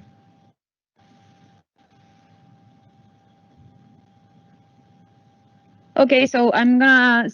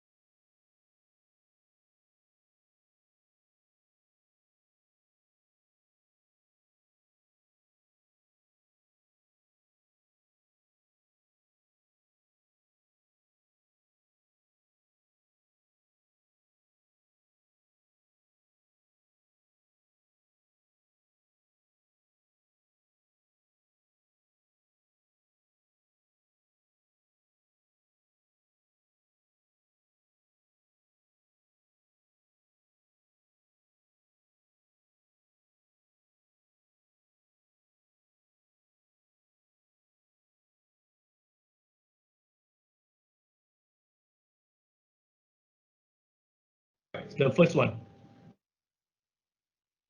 Okay.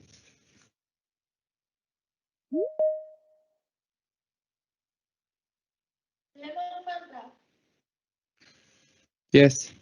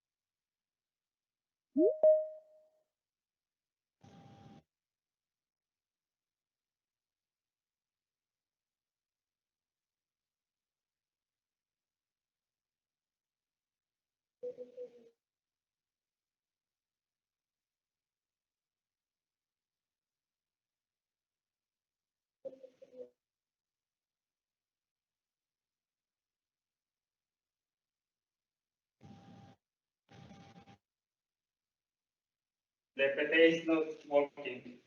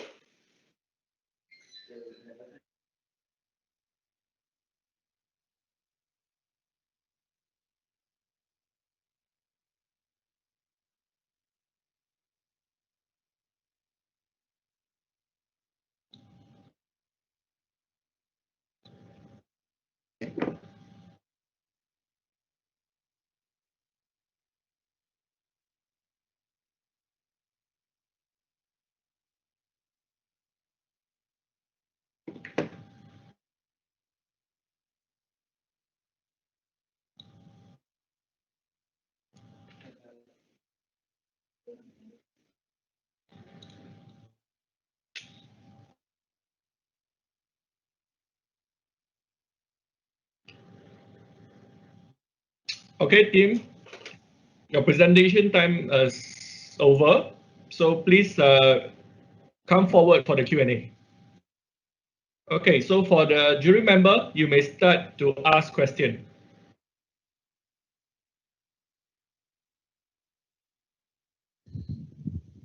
This is Lasny speaking. Okay. I can ask question. What kind of trouble you face now? Okay, team disaster board, please answer the question. Can you repeat it, please? Yeah, what kind of trouble you face now? It kind of this kind of project does not work. Yeah. Yeah. It's not working. I don't know exactly the problem, but I think the computer is so crowded. Okay. Okay. So any more question? Okay. Yep. So if your program is run successfully, so what's gonna happen in your demo?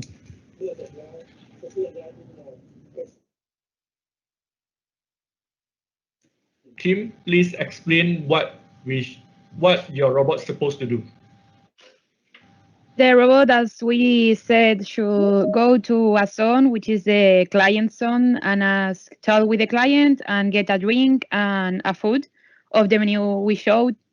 And then once the robot will have, that's the go client zone is the first node, and then the action approach client should approach the client, find the person and approach it, walking through the person, having a security distance, talk with the person, which is the next one, and get the order.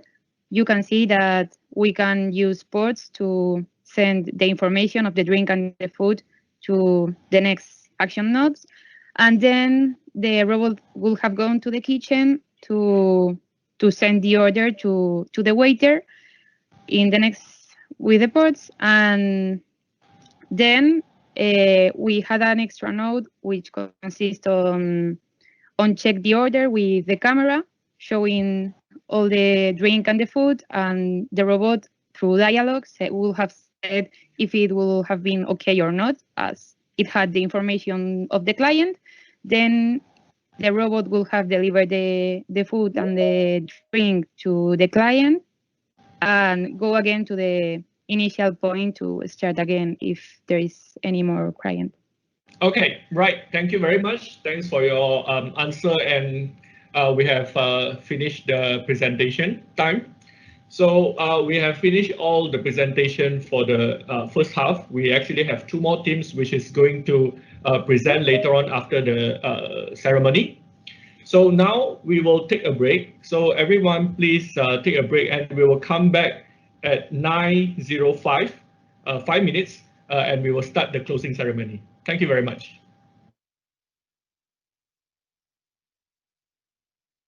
So please wait for 5 minutes and we will come back at 9:05.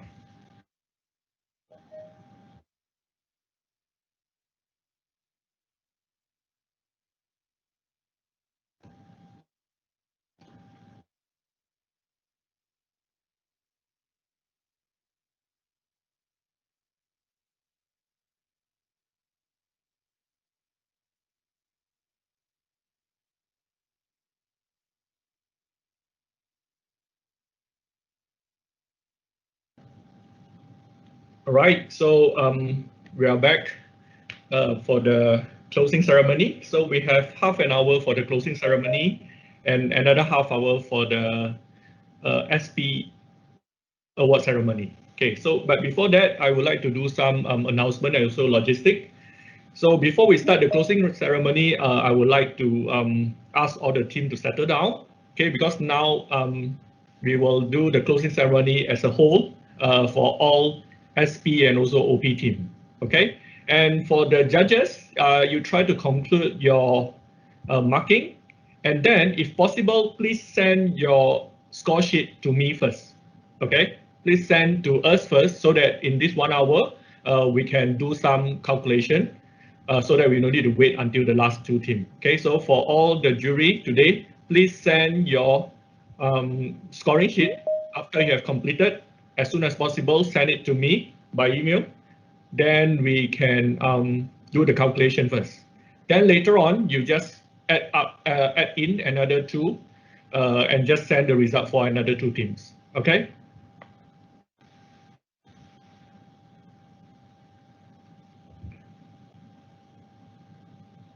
Okay, so for the OP result, now you send it to me and then we will do the process during the closing and also SP award ceremony. Then only we will go for the two team. Okay, right. So this one we have to do the calculation first before we can do the award ceremony later. Okay, so please send after you have completed the scoring sheet. I'm sorry, quick question. Is there a format? Is there a format for the scoring sheet that we can use? Have you received my email, Sebastian? Because I already sent it to you. I have not. No, that's why I only received the public link as well for the Teams room. Okay, so just email me again and I'll fill it in. Thank you. Okay, right. So let me. Oh, I'm not sure how you.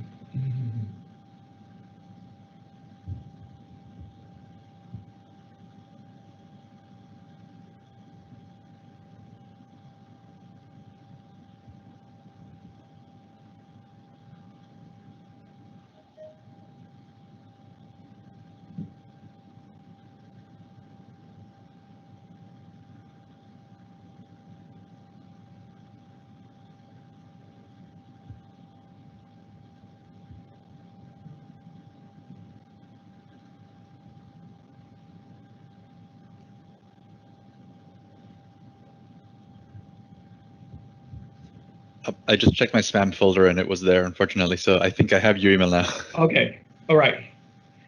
Yeah, I'm not sure where, but so you got the scoring sheet, right? Yes. Thank Okay. you. Okay. Okay, so we will start the closing ceremony. So while the judges fill up the scoring sheet and send it to me as soon as possible, and if better, you can like forward to the staff in the email list as well, so that I no need to do the forwarding. Right, but we will start the closing ceremony now. Okay, just to check, like, Amy, are you around? Amy, are you around? Okay, so you are ready. Okay, so good. Right, so we are back and I have 20 minutes now, so I need to get hurry.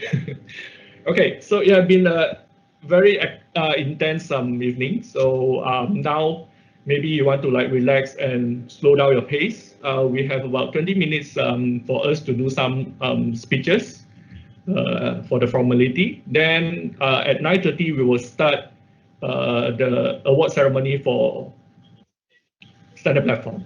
Okay, so now I would like to invite all the guests, including like the judges and also, yes, guests.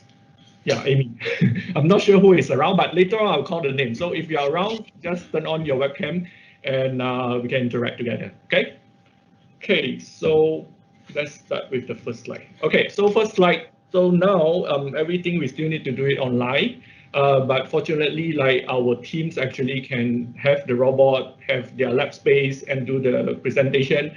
But just to highlight and also to say it again that we have to follow all the safety procedure now for the COVID. So everyone and also for all the teams, we still have to adhere to all the locals policy for the COVID-19 prevention. So the students and teams who work in this, so we try to organize this event as much as possible that we just follow all the ruling around, but we still try to create this platform so that everyone can continue RoboCup development and also while they are safe and healthy at home. So you can see just now, very nice that a lot of presentation actually done at home. So it is a very nice event, I can say, for this COVID situation. Okay, so first, for the audience, I hope like now the audience are all in the public meeting room. So these are the people who organized this event. Okay, so Jeffrey, and together with me, my OC team for RoboCup at Home Education. So we have Luca. I'm not sure if Luca around. He say he will pass by. Okay, but anyway, so later on, if he's passed by, then we will ask him to say something. Then we have Amy and also Kanjanapan from Thai, and also we have Hagiwara from Japan. Okay, so we have Amy and Kanjanapan here. So I have been talking for the last 2 hours, so I want to pass to Amy and also Kanjanapan to say something about your involvement and also this organization. Right, Amy? Start from you. Hi, everybody. It's good morning here. It's like past 6 a.m. Thank you for your participation. I want to congratulate everybody who performed today and yesterday. It's been amazing to see how much you have accomplished during this pandemic. Oh, sorry, my name is Amy Gucci. I'm one of the RoboCup Federation trustees, and then my duty is to help junior competitions, and then at-home education is one of the event that I care a lot about, and seeing teams getting together and working on the robot, and then this is really difficult challenge, and then accomplishing what you have shown today is amazing. And then sadly this year is not in person, but I'm hoping maybe next year or maybe in 2 years we will be able to see each other and learn from each other. This is the whole focus of this event is to learn from each other. So hopefully you had a chance to actually learn from each other, other teams, and then hopefully you can get in touch with each other after this. I don't know, maybe Jeffrey knows how to, and then continue working on the robot and the robotics for next year. Thank you so much for all the work that you have done. Congratulations. Okay, thanks, Amy. So it's a very rare chance that can catch you and give some speech here. Amy have been busy for all the trustee stuff. So very honor for Amy to be here with us. So hopefully like you can enjoy a bit more. So next we have Kanjanapan from Thai. Yes, so he has been my great OC doing all the technical stuff. So can you say something as an organizer?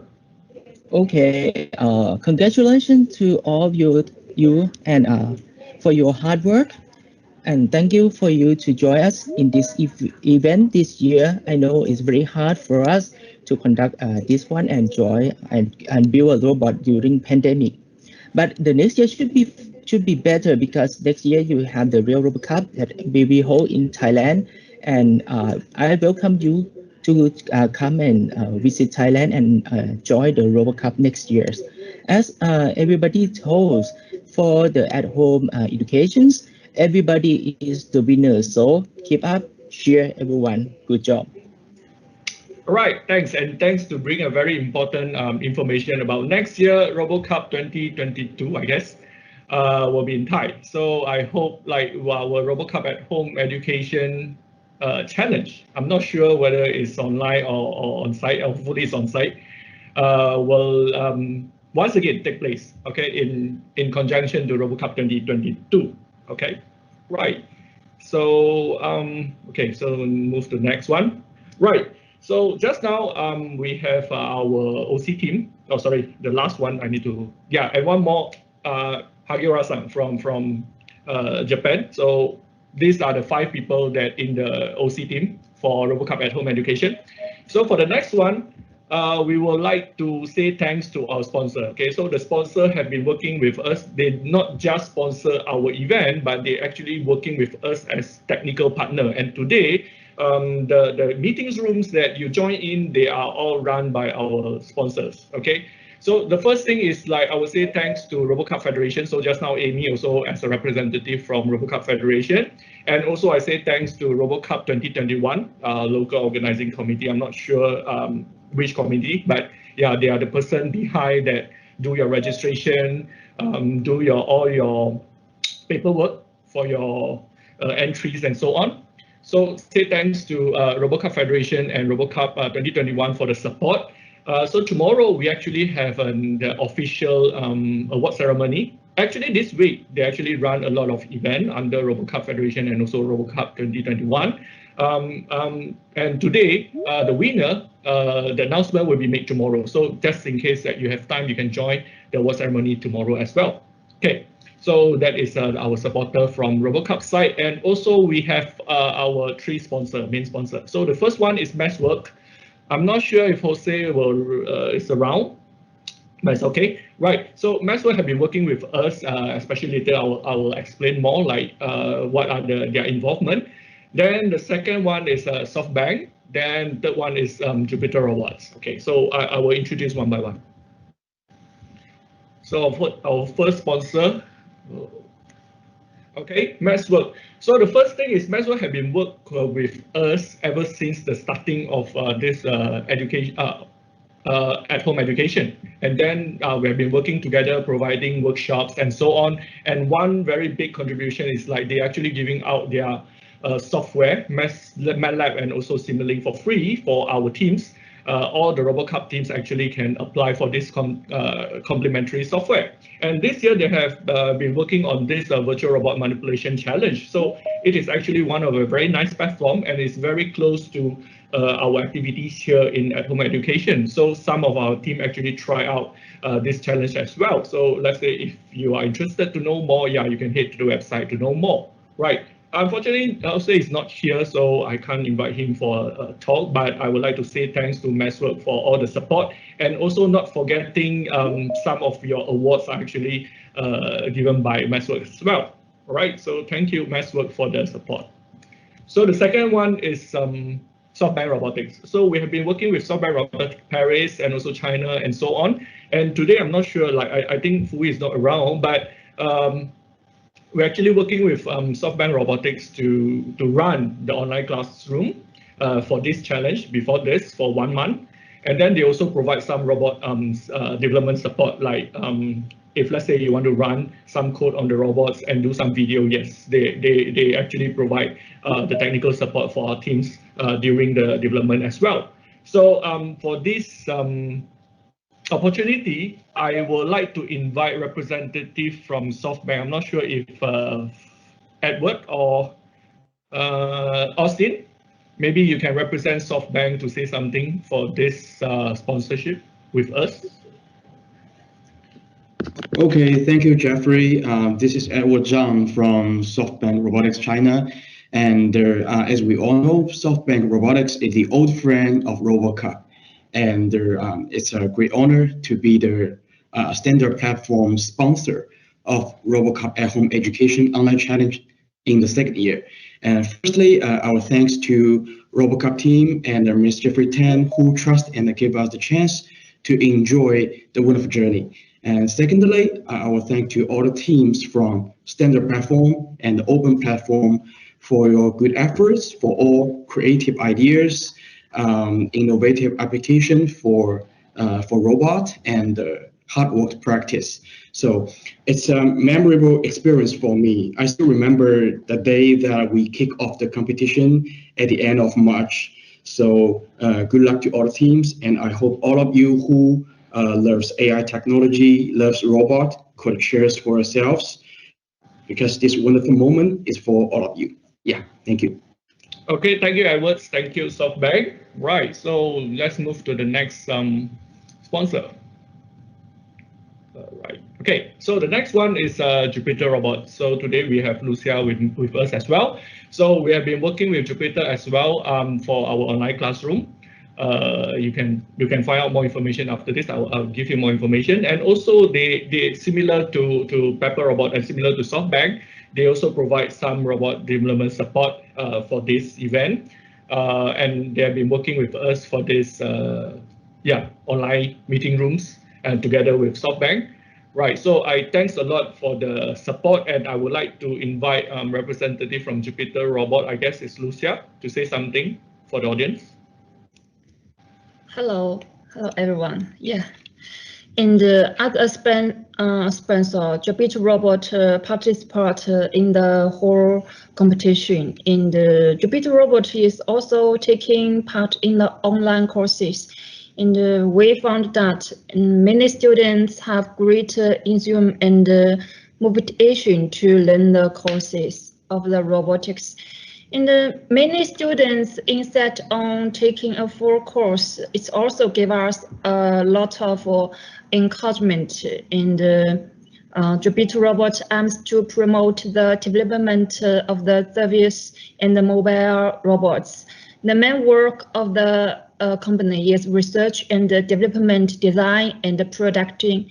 I think the our robots are very useful in education, and the students are interested in it, and they think it's very interesting and useful.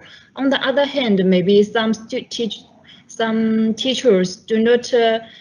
don't know how to teach the students robotics. We give the teachers a series of courses, and they think it's very useful.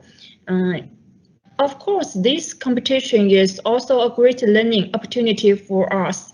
Our team also thought about how to better and more convenient for students to participate in this competition. All the teams are very hardworking. It's amazing. And yes, there's a lot of great work that surprised us.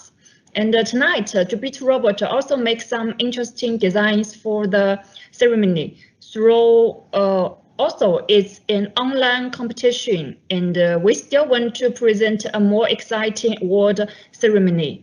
Yes,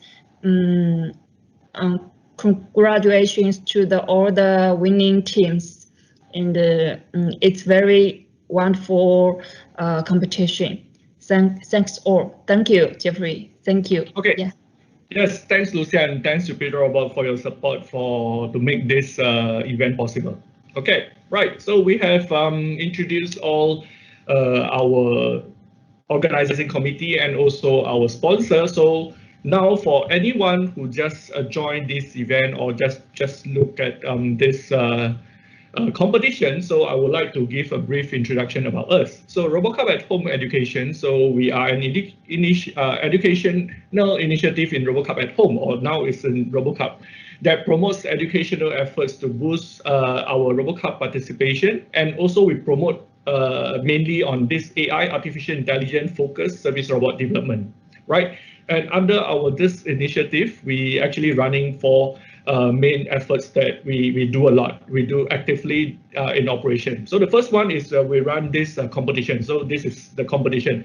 But starting last year, we actually move everything to online. So previously, we actually run our education challenge on site. So together with RoboCup, and also we run separately.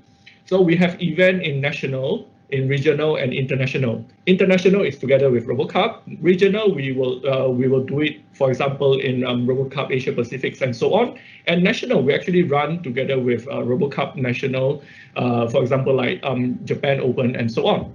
Right. Then in this community, we actually promote a lot of, for example, like open source robot development. Okay, so this is so that we can have a lot of this development resources. And as you can see, like our teams, they actually use a lot of open source, and they also try to contribute back to the society, to our community. Then we also have this open courseware. So just now I mentioned about our online classes, our online classroom. So we actually generate a lot of learning materials that if you are interested, you can head to our website or to learn more about the learning materials that we provide, that we generate within our community. And lastly, outreach program. So just in case any one of you who are new that today you are in the audience and you really like to bring this event into your community, feel free to contact us and we will discuss to how to bring this to your community. Okay, no matter where you are, we try to outreach this program to many places. So if you like the competition, you like the robots, like you like the pepper yesterday, or you like today the open source robot, we have our strong supporter and also our sponsor down there. You can see. So we actually work together to try to bring this content to anywhere that would like to learn more about AI and service robot. Okay, right. So if you want to know more, go to our website, or you can join us in our Facebook group so that you can interact more with us. Right, we started in Japan from 2015. So you can see like we started, so the photo on the top right. So that was the first one, if I'm not mistaken, the first one that we have a few turtlebot in front. So 2015, we start in Japan, then we passed to Italy. We have a small event in Italy. So that time was handled by Luca in 2017. Then we organized our first international in Canada, Montreal, during RoboCup 2018. And during that time, we start to have more event in Europe, right? Yeah, thanks to Luca, have been bringing this a lot of activities in Europe. Then in 2019, we organized again in RoboCup 2019. That time is in Sydney, and also we start to have national community. Actually, we have national community in Japan starting from 2015. But during that time, also we start in China and also many places in Asia. Then in 2020, we actually already planned many events, like 4 in Europe, 5 in Asia, and 2 in America, but all got postponed. But one thing good is like because of the COVID, we are forced to think out of the box. So what we do is we try to put everything online. And in 2020, we start our first ever online challenge. So today, the online challenge that you see today is actually the second year. So last year, we have our first ever online challenge during the very hard time where everyone don't know what to do. So we have the first one, and because like it's very good that we can still continue RoboCup development in this kind of pandemic situation. So this year we do it again, and I hope you also benefit from this event. So this year we run in conjunction to RoboCup 2021, and then we have our worldwide committee joining this event. Okay, so this is how we have developed so far for these few years. So we have been doing a lot of activities throughout the whole world. So if you are interested to know more, or you want to bring this thing to your community or to your region, feel free to contact us. We do a lot of things: workshops, talks, challenge, and now we do a lot of online stuff. For example, online classroom, online workshop, online talks, and so on. Right? So feel free to contact us. So help us to bring this beautiful effort to your community and also your region. Okay. So I would like to speed up a little bit more, but I would like to give you some overall idea about this event, because like maybe you are new here, and also some of the team, they actually joined, but they haven't really like heard about the overall thing. So the objective of this online challenge 2021 is, first, we run the online version of education challenge in conjunction to RoboCup 2021 worldwide. Okay, so this is how we have this event. And then our objective also to continue promoting AI and robotics learning and also RoboCup development while keeping safe and healthy at home. So we actually changed another way, but we still want to continue RoboCup development and also in a safe condition. And our format is a bit different from the on-site event. Maybe you only know that we have this final over here, but for this event, we actually run starting from March. Okay, so we have a 1-month online classroom, which is all the team actually can join and learn how to build robots. So we actually welcome all the new teams or beginner teams. And then we have robot development support. So if in case you don't have robot and you still want to learn, yes, we have some approach to help you. Okay, so but you have to talk to us and we see how we can arrange, because we have been supported by our sponsor from Jupiter Robot and also from software and robotics, and also MathsWorks actually provide the software to help you as well. Right. Then we have the technical award challenge. Okay, so apart from the ranking competition that you see tonight or yesterday, the teams actually have submitted videos and also papers that we evaluate offline beforehand for the technical award challenge. I will talk more about this after this. So for more details, yeah, you can scan the QR code, go to our website to know more about this. Right. Okay, so next one. And yeah, you might wonder like why we have this OP and SP. So what is OP and SP stand for? So we have two different platforms, right? OP stand for open platform, which is a custom built robot. So the team can build any robots as long as it can fulfill the requirement and also can do the task. So you can see like today we have many different kind of robots. So today is the OP challenge. So we have teams that use their own built robots for the competition. But at the same time, we collaborate with SoftBank Robotics to put up this SP challenge as well. So it's a standard platform challenge. So for this standard platform, we are using a standard platform, which is the Pepper robot. Regardless what version or what software you use. For example, you can use the 2.9 Android version or 2.5 Python version or anything. But as long as it is a Pepper robot, 1.8 or 1.8a, yeah, it is fine as a standard platform. So the distinctive features compared to open platform is standard platform actually provide a standard platform in terms of hardware. So what the team try to compare each other is the intelligence of the robot, which is the software development. Okay, so that is the difference between OP and SP. Yeah, but welcome. It depends on which type of learning you want to learn. You can choose which platform to enter. And as just now I said, this online challenge 2021 is not just yesterday and today. In fact, we actually have a lot of activity before this. So along these activities, we actually try to give out a lot of awards in terms of like intensive or try to actually reward because like the teams have been working very hard along the way until today. So the awards that we give out is follow this structure. So we can see the main one is the competition award. This award basically is given by RoboCup Federation. Okay, so which is like, yeah, your name will be announced tomorrow. So we have open platform and open category, 7 teams today, and junior category, 6 teams today. And then for all these teams, they will be ranked to receive the first place, second place, and third place. And based on the score, they can get in this final. Then we also have standard platform, which is 3 teams, and also junior, open category 3 teams, and also junior category 13 teams. So we have our standard platform challenge and final challenge yesterday. So for open category, because 3 teams, so we only can give out 1 place. And for junior category, because of 13 teams, according to at-home regulation, we can actually give out certificate from the first place, second place, third place, and fourth place. But please keep in mind that for RoboCup policy, the official award for competition award for junior category standard platform is the first, second, third. So the fourth place is actually the award given within our at-home education. Okay, but if you are not so sure, I will explain to you later on when we are giving out the awards. Okay. Then for all the teams also entitled to this technical award. So we have technical award that based on the video and also the paper that they have submitted beforehand. So for open platform, we will choose the best for technical video, technical paper, and also best education award. And the same thing happened to standard platform teams.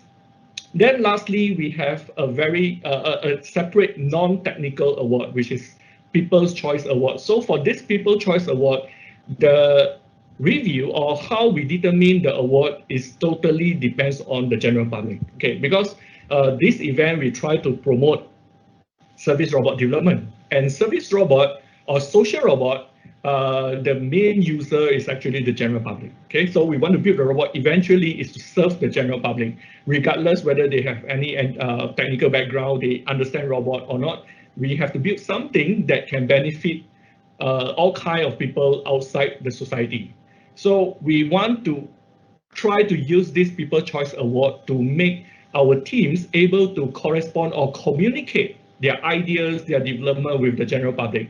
So for example, like this open platform and standard platform, we are judging based on, so they are selected based on the count of like comment, and also share of their video in YouTube and also Bilibili for our community in China. So from this approach, we can actually try to bring our development out of our competition, out of our community, and try to communicate and also try to bring this thing to the outside world, so that normal people can also try to understand what we are doing here, and they also can feedback to us what the robot's supposed to do, so that the normal people will feel comfortable with the service robot in future, and hopefully in future we will have service robot all around the places in our house, school, hospital, and everywhere. Right, so that is the purpose, so that we can actually promote service robot to our outside of our this technical circle. Okay, so these are the awards that we will give out later on during the technical session.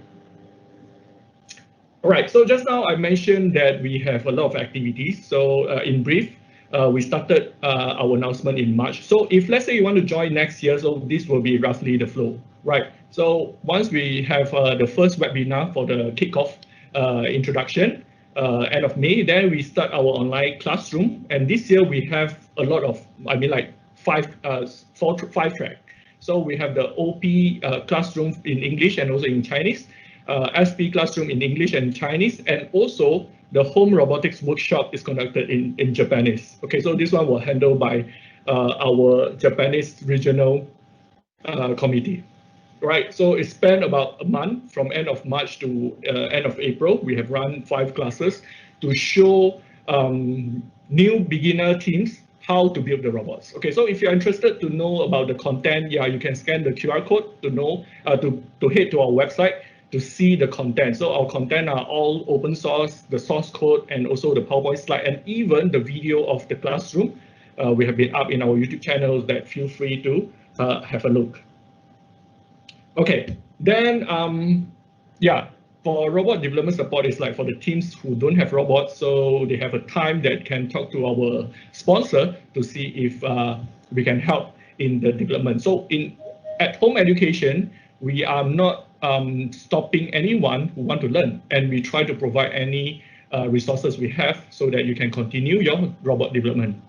Then we have the technical award challenge, which is we submit 1 month before this final, that all the teams actually submitted the videos and also the papers. So if you're interested to see the videos, yeah, you can scan the QR code on the right-hand side in either Bilibili channel or our YouTube channel to see all the videos that we have put up by our teams, right? So, and we will review, and actually today we will announce the winner for the technical award challenge.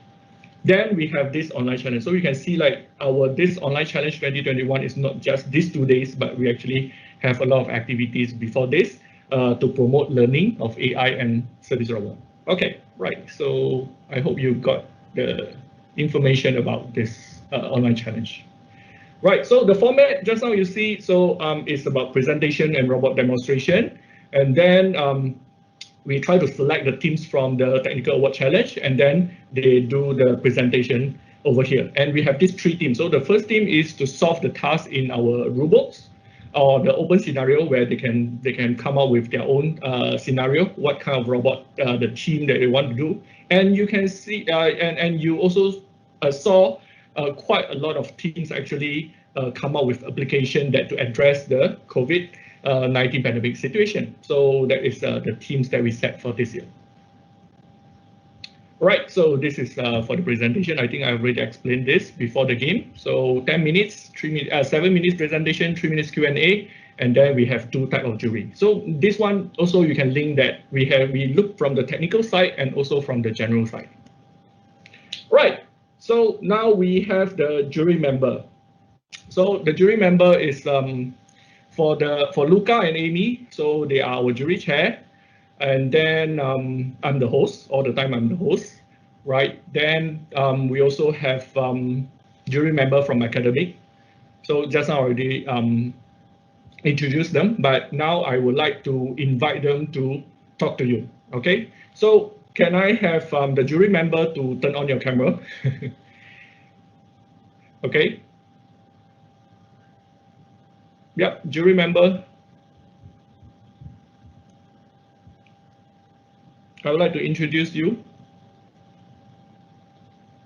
Are you there?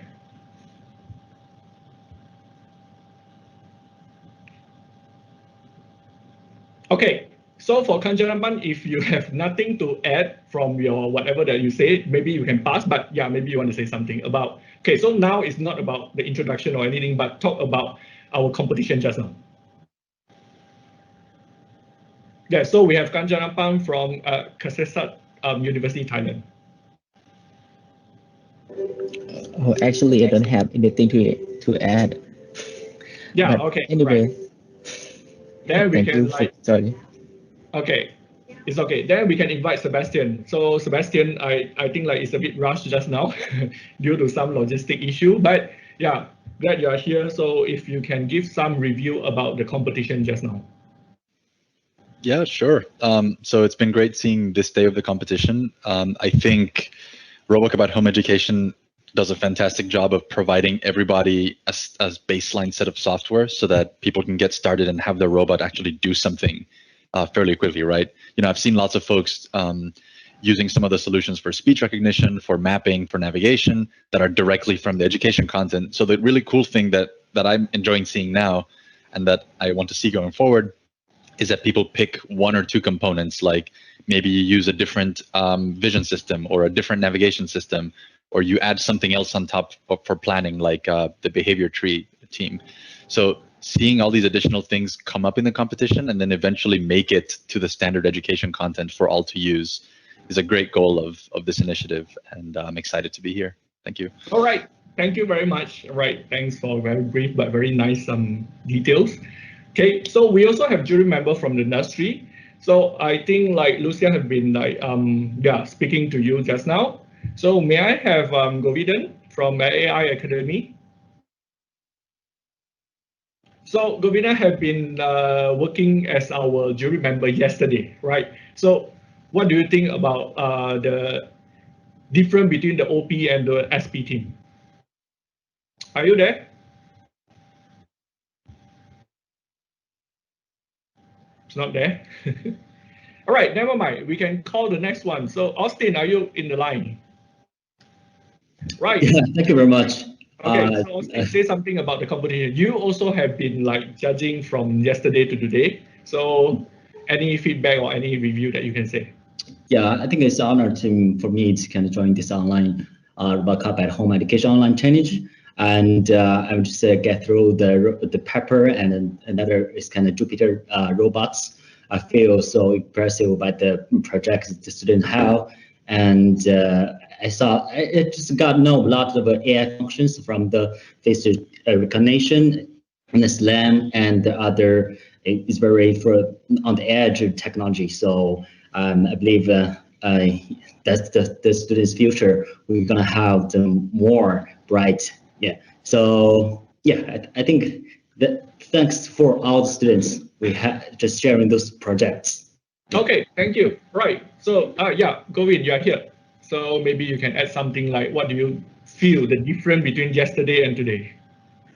Well, I'm really amazed looking at the teams, especially in the open category, where they have actually spent a lot of time building up the old robots and coming up with very creative ways of using them. So yesterday it was Pepper, today it was open source robotics. So it was very interesting. It shows the creativity among the students from school level all the way until university. And it's obvious, isn't it, that AI is the way for the future. So okay. I'm really glad to be here, part of the jury members, the S-team jury members, and I can definitely see that this competition will go a long way in future. Thank you. Thanks a lot. All right, so Lucia, maybe you have said enough, right? If let's say you have anything you want to add, yeah, you can turn on and tell us, or else like yeah, we can move to the next agenda. Everything good? Yeah. I'm Lucia from Jupiter Robot. It's a great pleasure to be here, and it's great to see so many teams doing so well. And I thought a lot of great ideas. And then I hope the teams will continue their passion for robotics. And each team's creativity and learning ability are very good. And your hard work has made this competition more and more exciting. Yes, we also believe that the robotics education is more important than the competition itself. If you can get the new robotics in this competition, it's great. Through learning, your technical level will be greatly improved, and we hope to see a better performance from the teams in the next time. Yes. Okay. Yes, thank you. Thanks all. Thank you. Okay, Yes. thank you very much. Okay, so I guess like I have finished for the closing ceremony. Okay, so this is the last slide. So I've finished the closing ceremony. So the next one is our award ceremony. So everyone waiting have been, I got a lot of message asking me when to start because like according to the schedule, so let me bring the schedule up. Right, according to the schedule, so the schedule showing that our SP award supposed to be 9:30, but now it's 9:46. Okay, right. Yeah, but well, some things we can't control. But okay, so we will start our SP award at 9:50. Okay, so 4 minutes from now. So everyone, please get ready. I hope the SP team, SoftBank teams will get prepared for the SP award. So we will start the SP award ceremony from 9:50, which is 20-minute delay from the original schedule. Okay, so you just add 20, so it's 9:50. We will start the award ceremony. Okay, so with that, I would like to close the closing ceremony. Okay, close the closing ceremony, and then we will start the standard platform award ceremony. So for the two teams that's going to do the competition, your time will be delayed for 20 minutes. Okay, right. So I'll pass the mic to the award ceremony teams. So can you please take over and you may begin your award ceremony at 9:50. Another 3 minutes more to go. Okay, so can I pass to Edward? Yes, thank you, Jeffrey. Okay.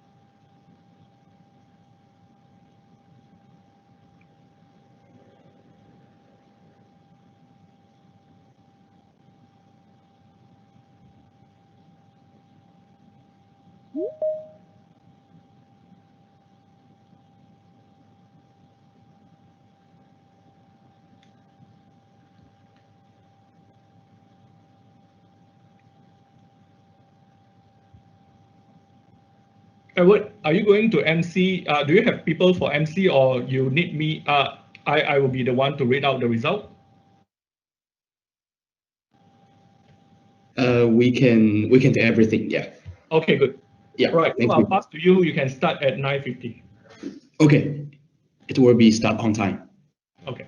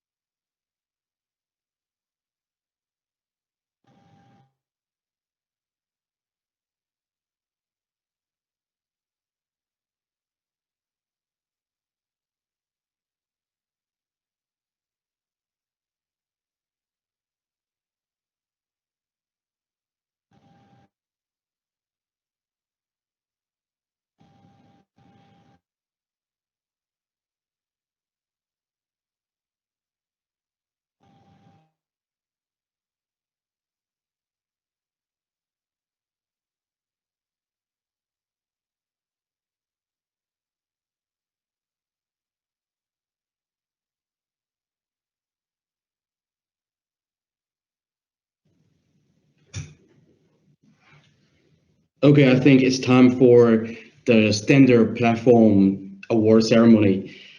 This is Edward from SoftBank Robotics China.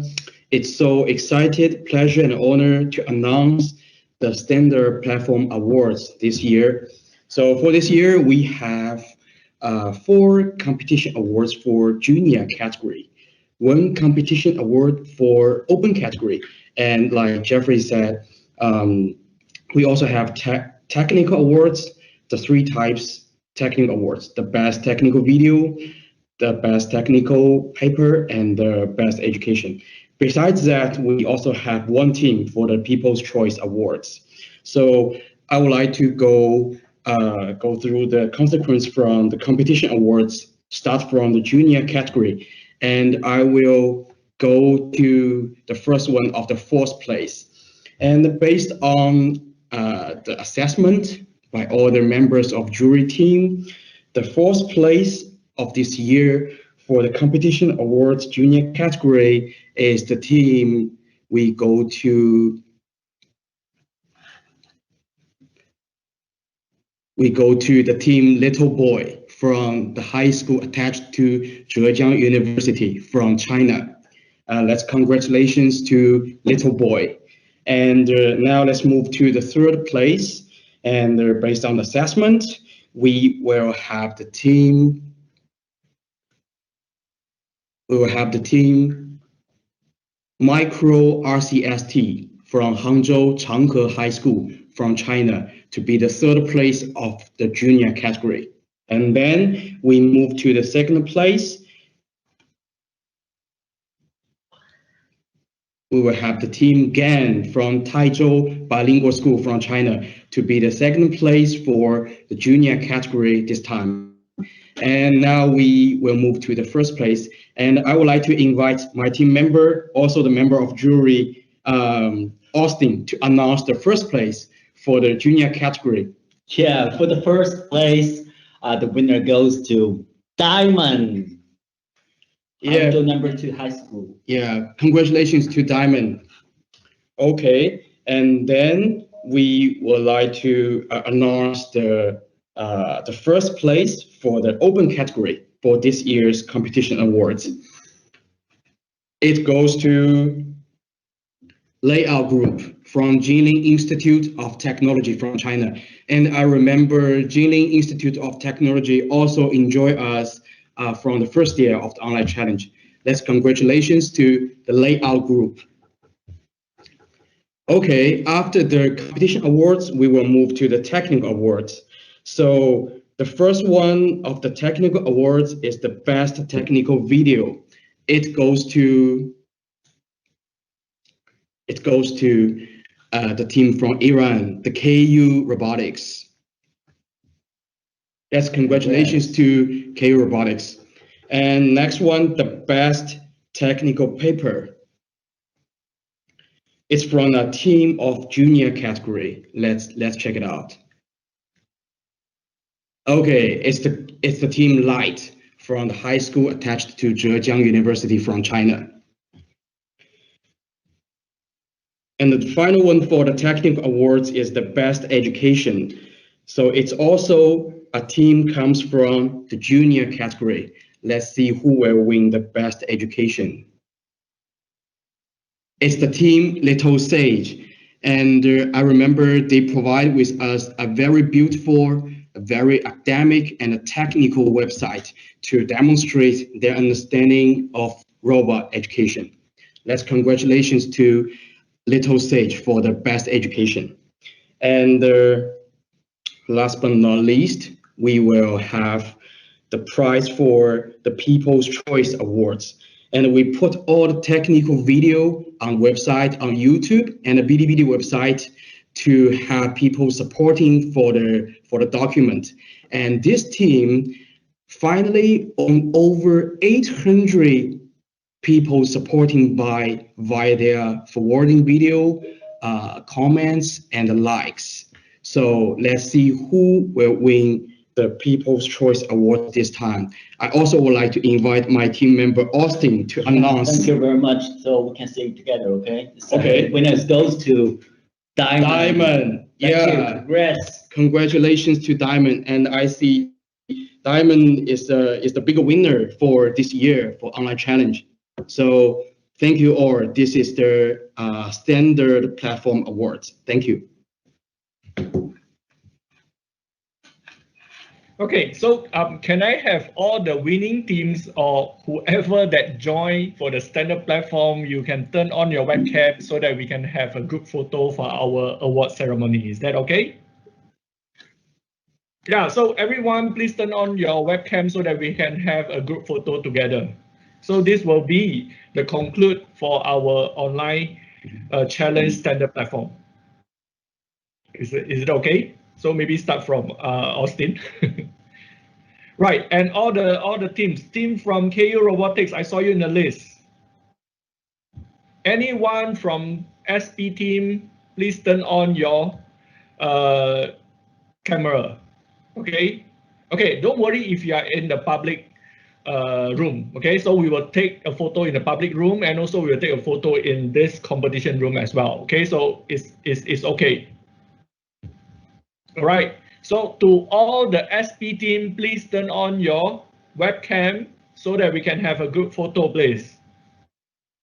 Right, regardless you are in the competition room or public room, you can still turn on your camera so that we can take a group photo. Is that okay? And also for all the juries, please turn on your webcam. Let's take a group photo together.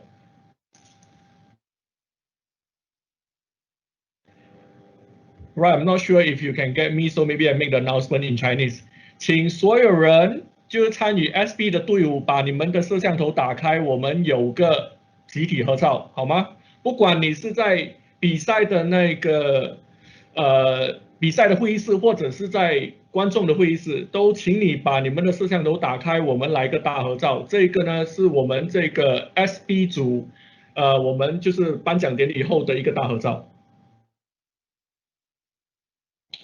有一点遗憾，没有办法给你们奖杯，不过别担心，我们过后会把奖杯、奖状什么东西的都会寄给你们。Okay, so please everyone, please yeah, please turn on your webcam so that we can take a group photo for all the SP team. Max, do you have anyone in the public that turn on their webcam? Max? For my staff in the public meeting room, is everything okay? I mean, like over there, anyone there that turn on the webcam? Please turn on, including yourself, right? Max, 听到我说话吗 Max? 没声音。Okay, never mind. Right, so we will take a group photo. So everyone, I don't know what you want. I don't know what you want to do with this, but in fact we have already like the video, so we already like taken. Yes, Amy, take a group photo together. Yeah, sorry, I'm in the kitchen. Let me. Yes, sorry. It's 7 in the morning. Yes, you know. but I'm not sure like how to Time take for this breakfast. photo, but yeah. So as a last word, so I would like to congrats to all the teams, SP team. Thanks a lot for the very wonderful presentation and also your participation and your collaboration. Cooperation. I feel that it's very honored to work with you, and this event have been very successful. And yeah, to me, all of you are winner because like you already like complete all the stuff, and it's very tough competition. Okay, so with that, I hope to capture all your smile in this picture, and we will take this picture as our album for our online challenge 2021 standard platform day. Okay. Okay. Right. So I don't know. Okay, so can everyone shout with me like see you next year together? Okay? So 1, 2, 3. See you next year. Okay, right. So with this, we conclude for the SP award ceremony. So Edward, what else you want to continue, or else we can continue for our regular program? Thanks a lot, everyone. Thanks a lot. Thank you. Edward, any more thing to add? Hey, isn't there other performance from 7? Okay, so now we will continue because like we have the two teams. I hope like Team Bishop and also Team UBS, UBC, they are in now. Okay. Okay, so because now it's already like sharp 10 here, so it's their time slot. Okay, I thought we need to like delay, but somehow we finished the in a very short time. So I would like to know like Team Bishop, are you ready? Yes, we're ready. We will start when you are ready. Okay, so before you start, okay, so let me settle down everyone. So now we will go back to our regular open platform competition. So we have the last two teams. Okay, so I hope the jury, now you back to your judging mode. So make sure you have your scoring sheet with you. So the next, we are going to continue with our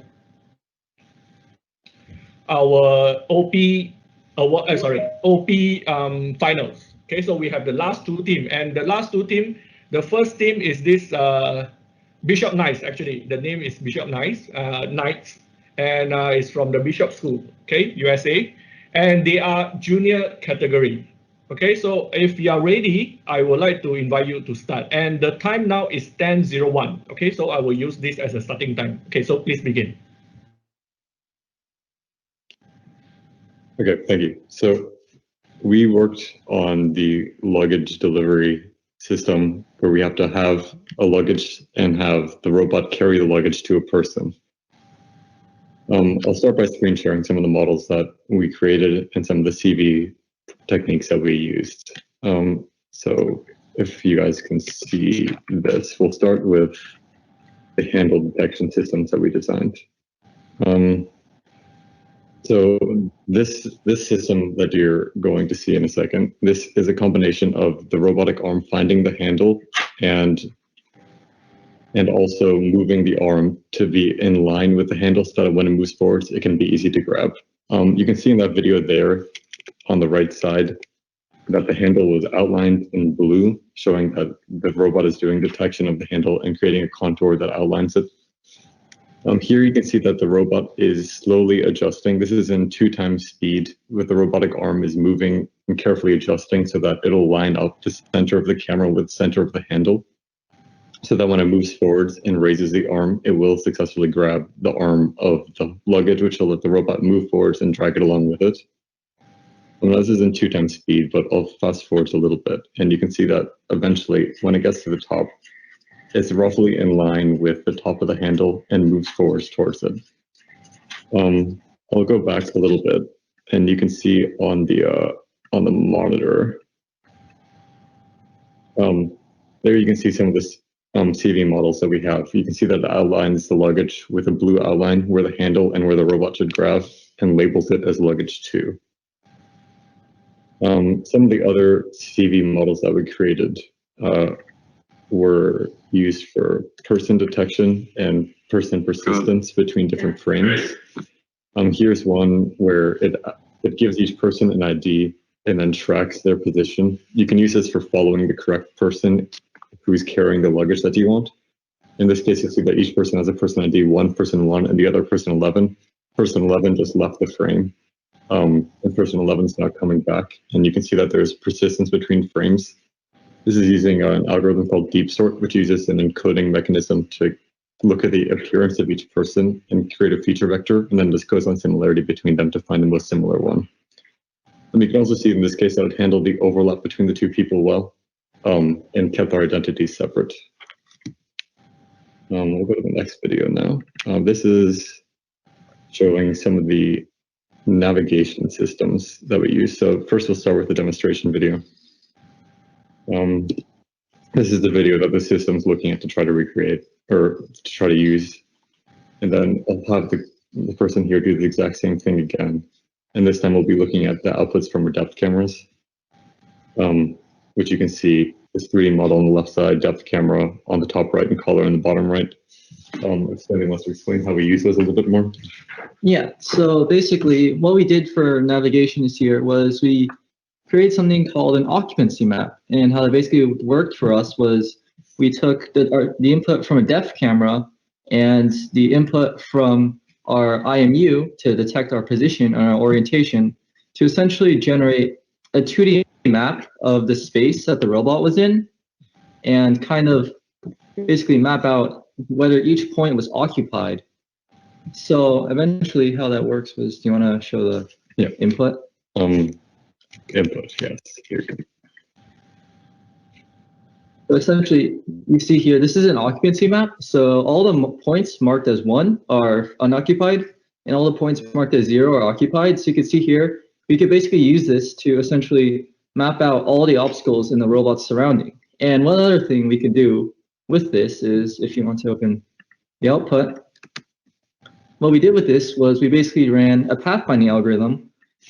And basically that just let us find the best path for the robot to get from its starting position to the end position, which we determined using our CV. So you can see here, all the X's are the path that the robot has to follow, and S is the start point, and this E is the end point. And the robot basically knows to navigate through the obstacles in the most efficient way. So that was basically how we did navigation this year. One other kind of fun thing that we did is we could use the CV2 dilate function to account for the thickness of the robot when going between obstacles, which has expanded all of the non-zero, or in this case, the X's or O's, whichever one is the occupied. It expanded those to account for the robot not being infinitely thin like it is in the normal pathfinding algorithms. One of the kind of fun thing that we did with the RViz and depth camera things is that in the top right view of the depth view, in order to find people behind obstacles, the object detection system that we used output bounding boxes, and it didn't automatically try to infer parts of the body that were occluded. And what this meant is that if somebody was partially covered, it would only output the top part of them.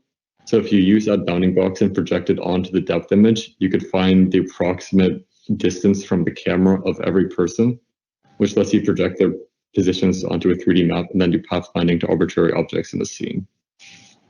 One other model that we worked on was detecting which side of the luggage we were looking at. I'll have Claire and Michelle explain that one. Yeah, so like Ashwin said, we built a fully custom convolutional neural network for luggage classification, and we took video feed of the luggages from all sides and angles for our own data. And then we converted these videos into thousands of image frames and used pre-processing to generate a data set with labels.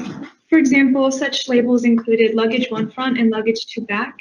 And then using this data, we built and trained our convolutional network and then arrived at a 95% validation accuracy. Yep. I think that concluded most of the functionality parts of our robot. We worked on a few other things like moving the robot to the points on the map, but unfortunately due to time limitations, we couldn't quite get there. One other thing that with a little bit more time we were working on was if given there's a classic robotics demo for systems control of moving the robot while maintaining the same point with the final joint on the arm, and given some more time, our robot would have been capable of doing that with an accelerometer. Yes. Okay, so we are time for Q&A. So I would like to invite the jury to ask questions for the team. Jury Hi, okay. Yeah, just a quick clarification. For the model to detect the handles, you said that you trained your own neural network to do that? There were a few versions that we tried. We did train a neural network to do it, and then in order to make sure that it was consistent in the final version, we ended up using colors and wrapping the handles in different colored tape, and then using just normal thresholding and that type of thing in HSV color space for that. Yeah, and then you validate against the depth to get the actual location? Then? Yep, we use a depth map and the bounding boxes output. Yep. Thank you. Okay, any more question? We still have one more question. Time for one more question. Hi, have you got a live demo of the robot's function? I don't think we can do that right now, unfortunately.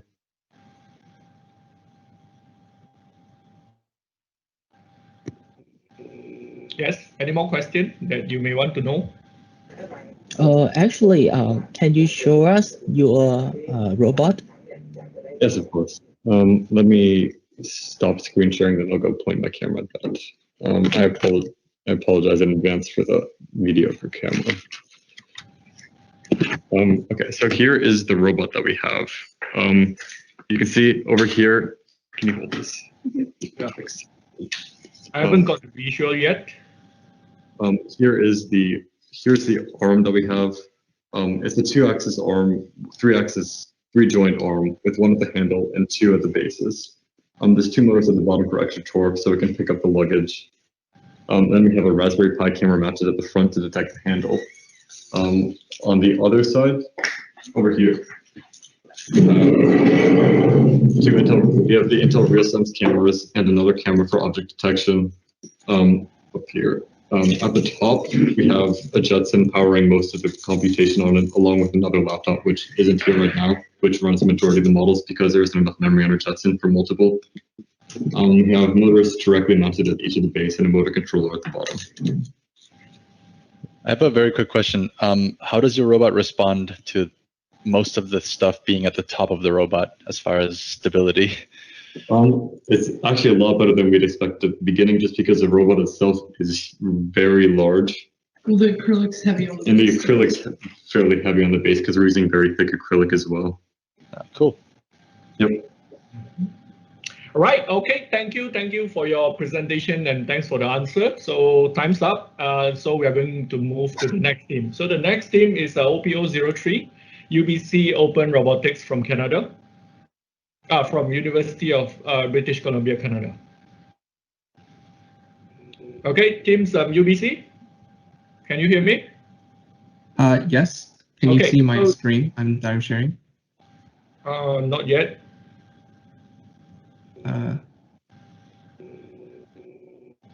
Can you see it now? I should be sharing the screen. Okay, there might be some delay over from my side.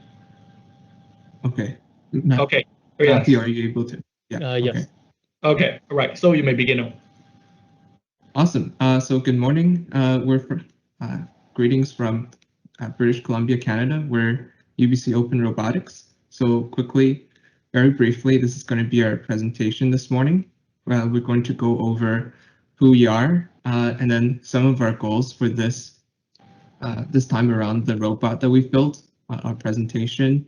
And also we're going to then go over a little bit of a live demo showing off some of the technology that we can build to put into this time slot. And then also what are the next steps. And then finally, we'll have some time to have a Q&A about our tech stack.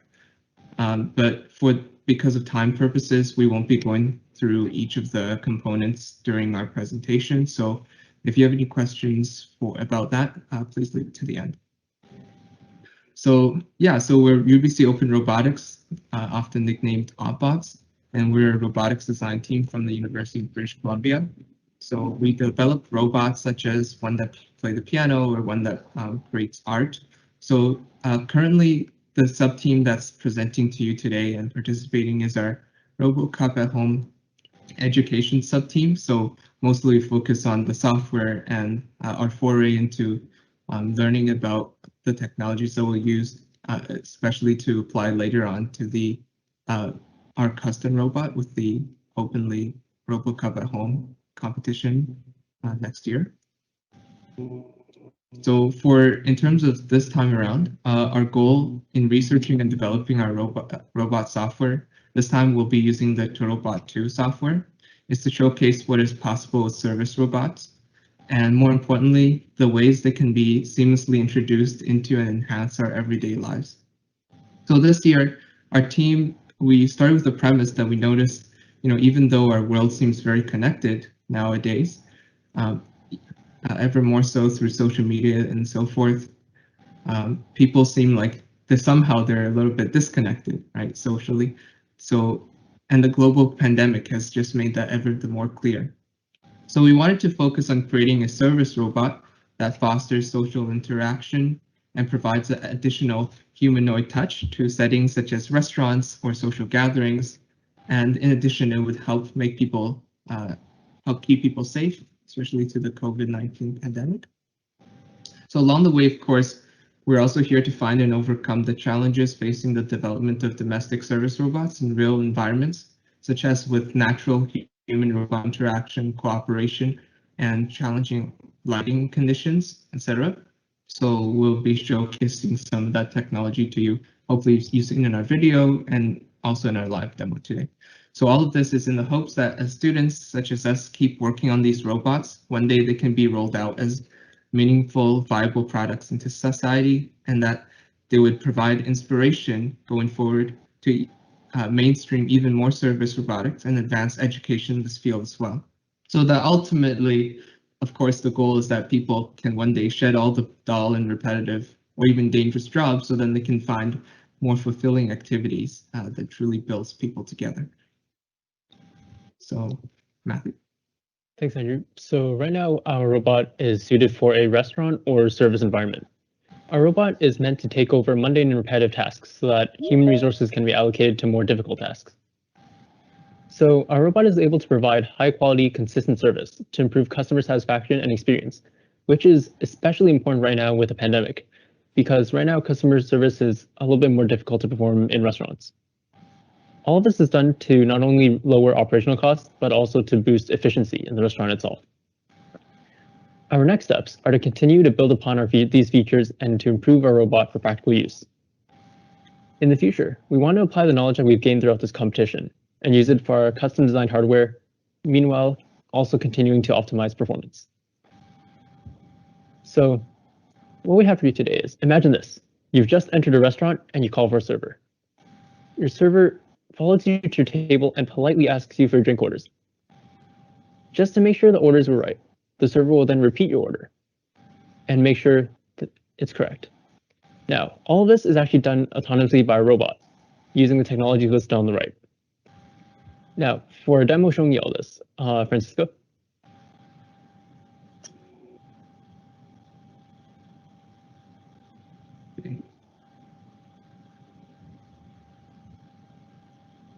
Francisco, can you hear us? Oh, can you hear me? Yes. Yeah. Okay, awesome. So for the way this is going to work is I'm going to share my screen, and I'm also going to share my on my phone. I'm going to share a video feed as well. Let me see. Okay, so let me know once you're seeing my my screen.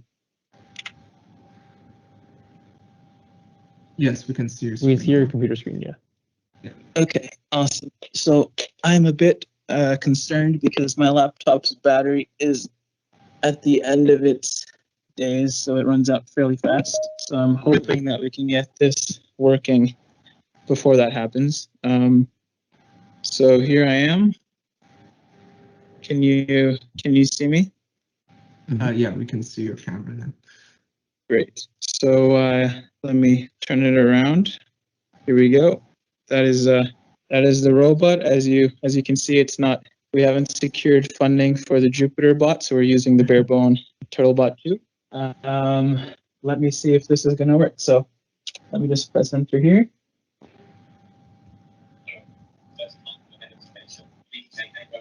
So it's prompting me for a wake word. Robot.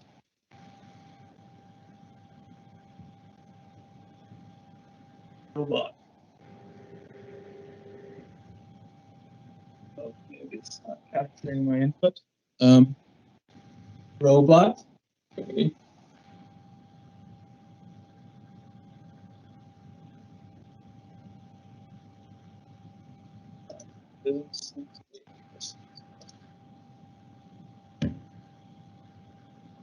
Apologize. Just check that the input is in. I see the input is correct.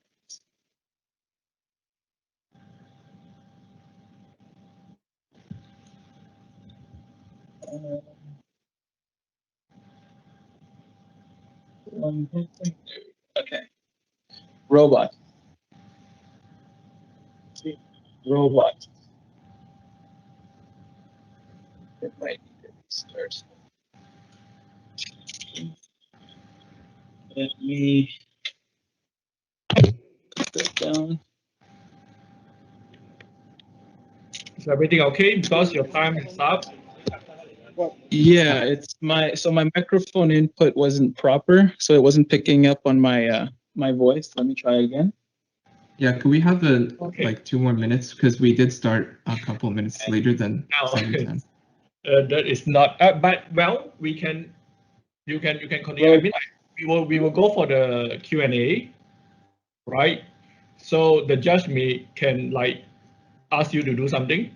Yeah, can some of the jury ask some question? So now we need to start the Q&A.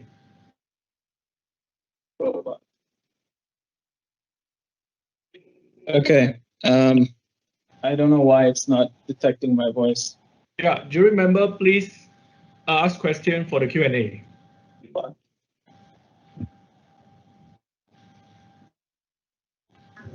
Jury member, Okay. do you have any question Yes. to ask? Yes.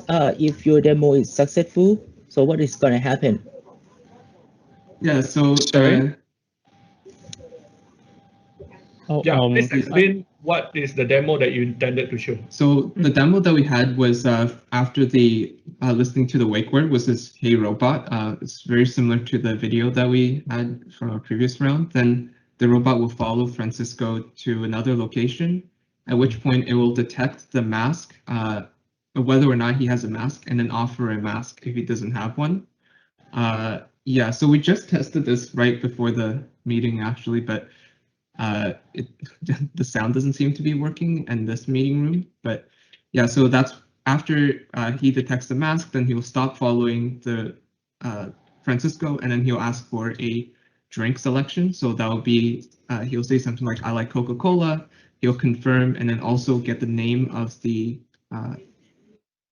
get the name of the person in the skip, and then All right. So then now the robot will know what it is. Yeah, thanks for your answer, and thanks for, I guess like all the jury should be fully understood what you supposed to present or what you intended to do.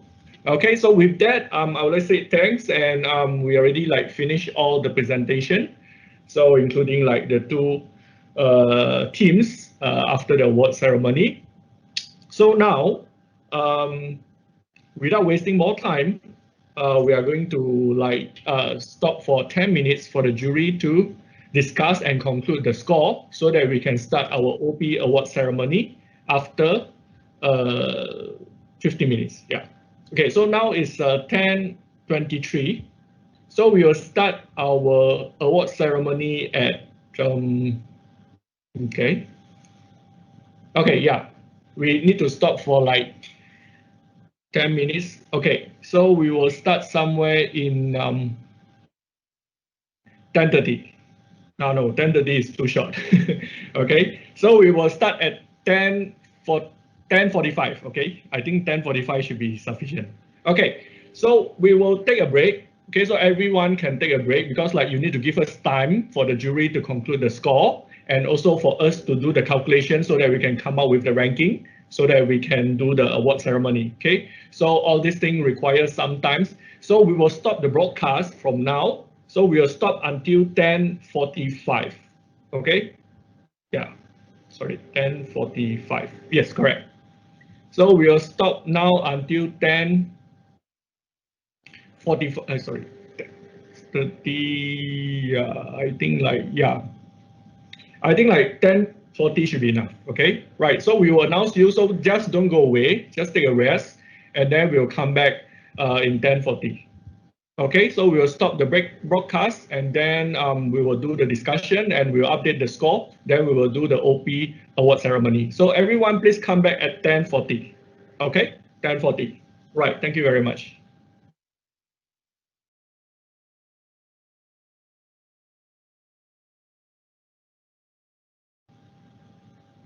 Okay, so I hope everyone is back. Okay, so now we will have the award ceremony, which is the last event for today. So I would like all of you to come into the meeting room, okay? Whether it's the competition meeting room or the public meeting room, it doesn't matter, okay? Please come into the meeting room, all right? Max, please check if everything is okay. The display is okay, my voice is okay, webcam is okay, everything is okay? and give me some indication, because I'm not sure like what is the setting now.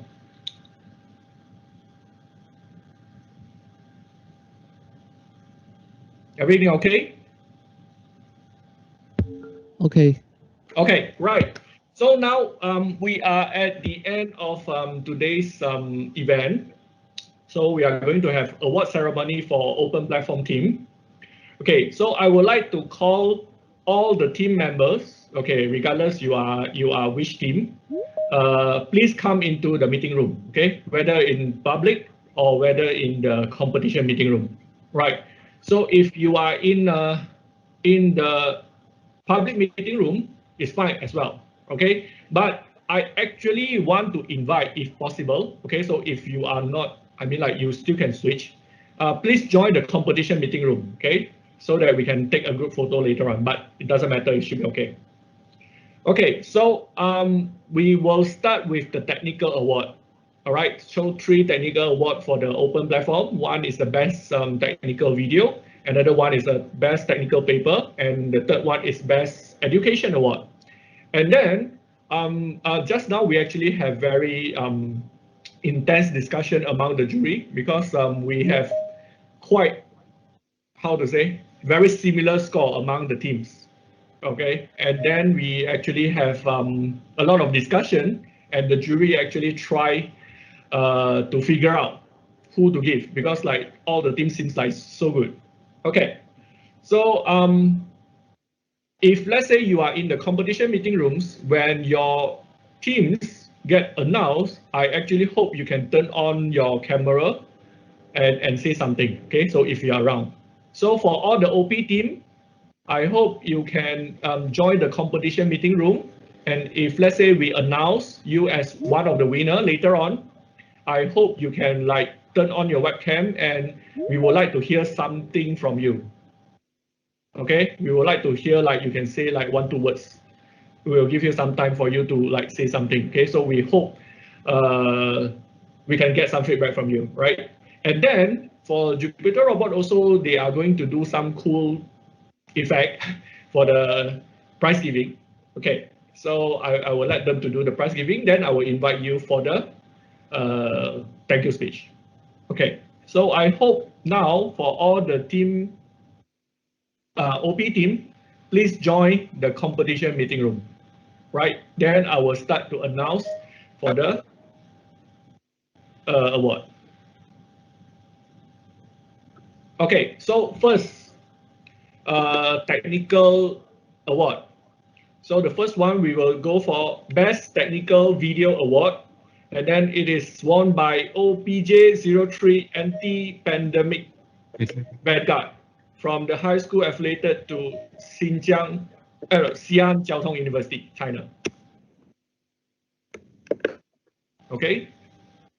So while Jupyter is giving out the prize, so for team Anti-Epidemic Vanguard,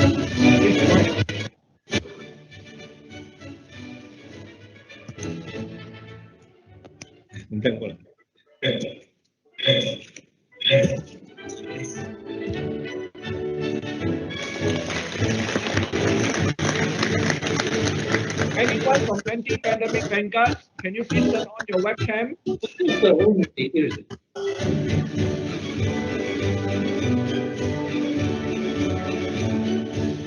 Anyone from Anti-Pandemic Vanguard? Yes, congratulations. Okay, so I would like you to say something. Yeah, say something, please. Say something. Say something. Congratulations. Okay, thank you very much. Let's congrat Team Anti-Epidemic Vanguard. All right, so let's go to the next award, Best Technical Paper.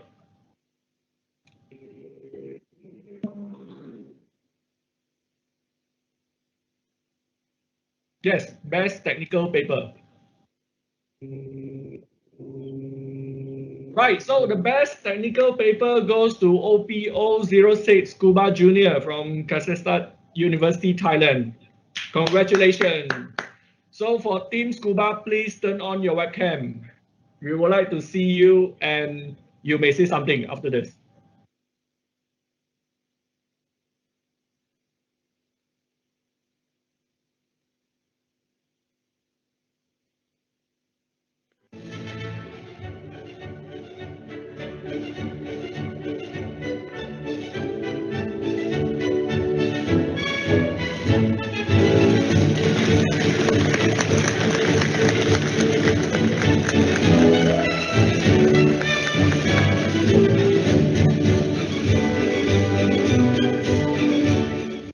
Team Scuba, are you in?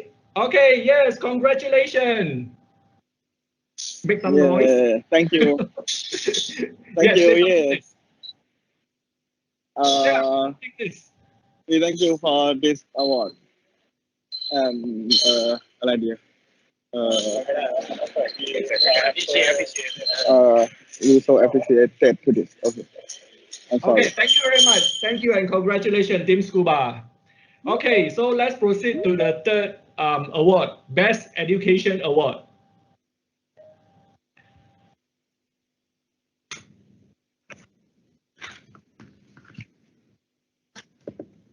So for Best Education, we have OPO08 Eraser Education from Tamagawa University, Japan. Can I have Eraser team? Turn on your mic. We need to hear you.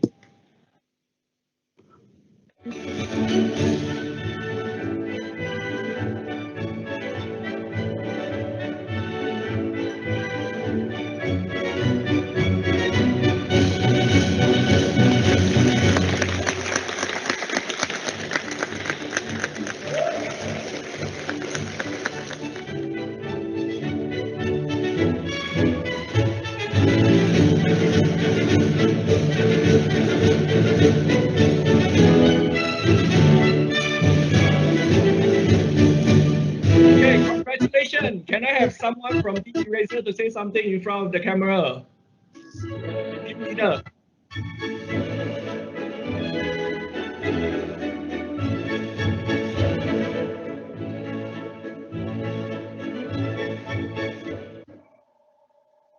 Yes, you need to turn on your mic. We can't hear you. Thank you for the reward. I don't know what it's.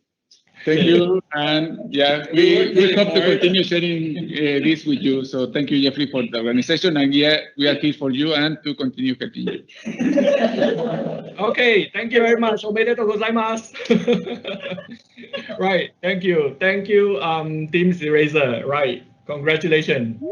Okay, so we have give out all the 3 technical awards, and for this Best Education Award this year is the first time we give out this award.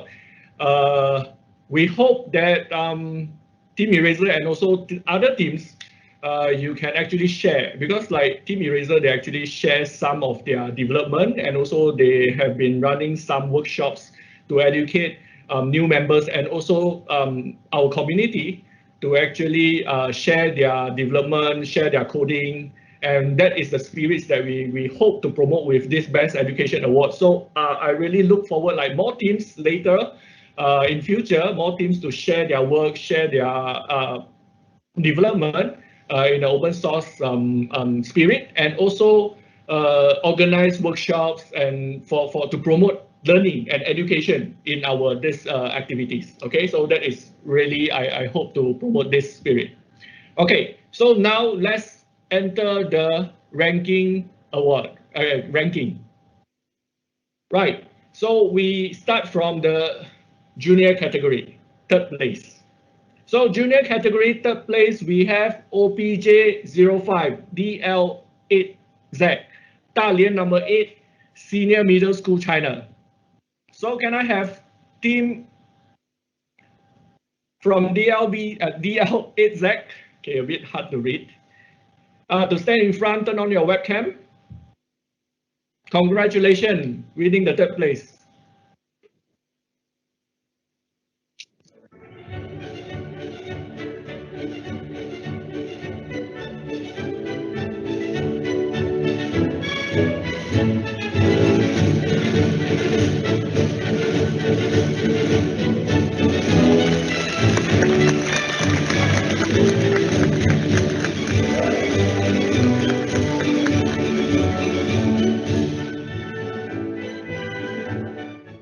Congratulations. Dalin Batong, can you please come in front? We hope to see you. I saw some of you in the list. Please turn on your webcam. Dalin Batong, are you in the list? Can you hear me?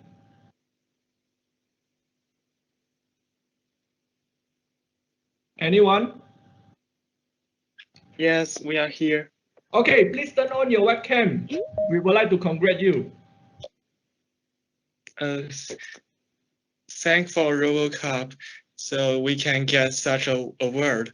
And also, although we made some mistake during the demonstration today, we still get the third place. Thank you for your all.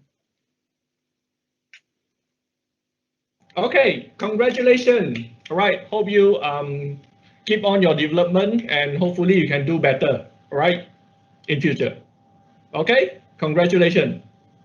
Okay, thank you very much. And we go for junior open platform junior category, second place. We have OPZ02 Try Forever from Macau Puiqing Middle School, China.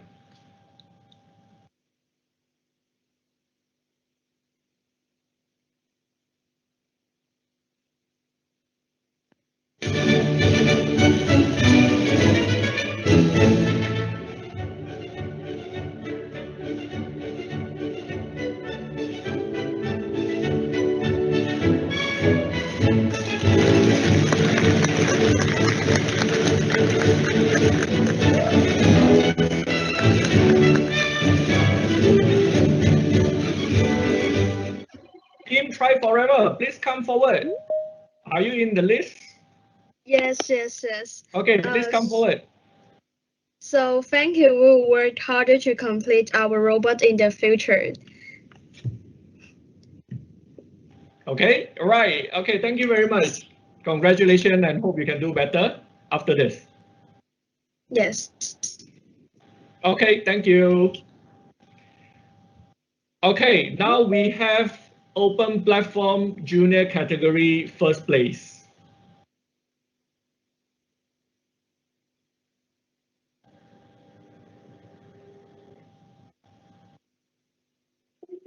Oh my gosh. Okay, first place go to OPJ03, anti-pandemic vanguard from the high school affiliated to Xi'an Jiaotong University, China. Congratulations. Turn on your microphone.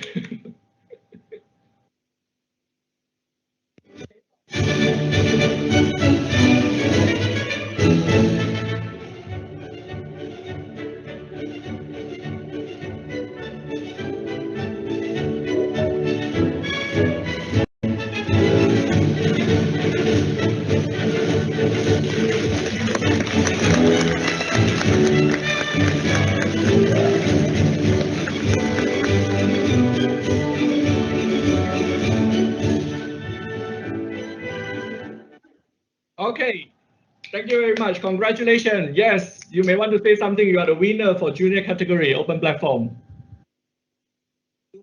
Yes.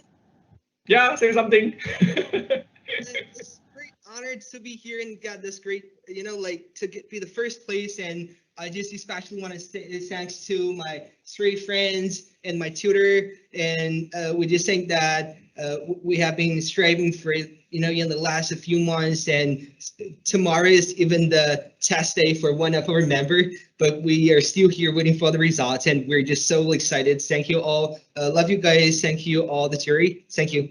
Thank you. Okay, congratulations. Okay, keep up your good work and hopefully you can do much better next year, okay?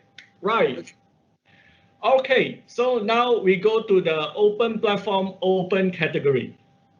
Right, so we start from the third place. So we have OPO02 Utah Service Robot from University Tunku Abdul Rahman, Malaysia. Congratulations. Anyone from Utah?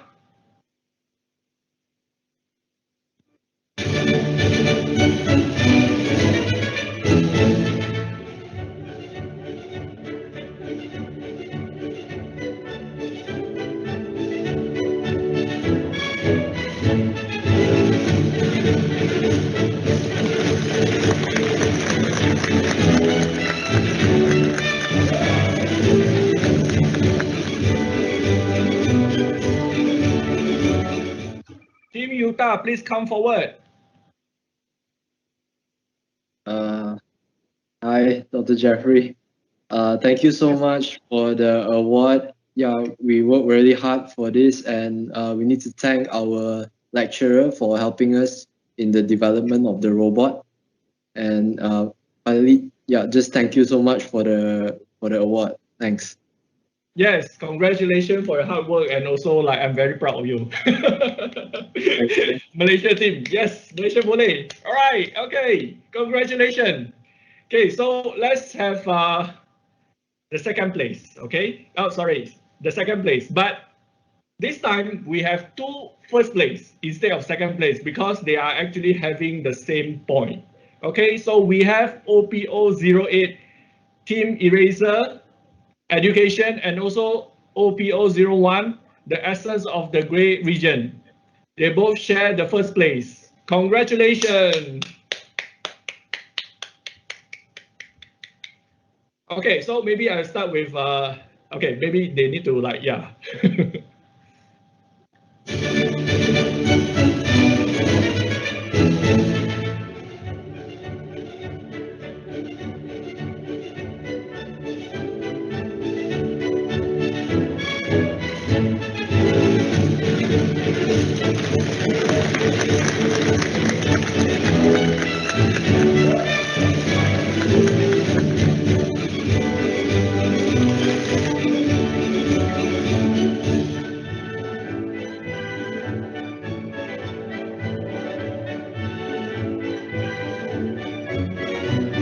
Okay. Eraser. Yeah, please come forward and say something. Thank you everyone for the award. Over here. Okay. We worked quite hard on it and put a lot of hours, so I'm really happy that we got first place and also the award from earlier. So thank you everyone for this award. Okay, thank you. Congratulations. Omedetou gozaimasu. Okay, so can I have the first same like same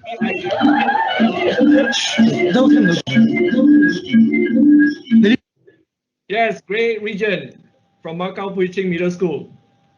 Yes. Can you hear us? Yes.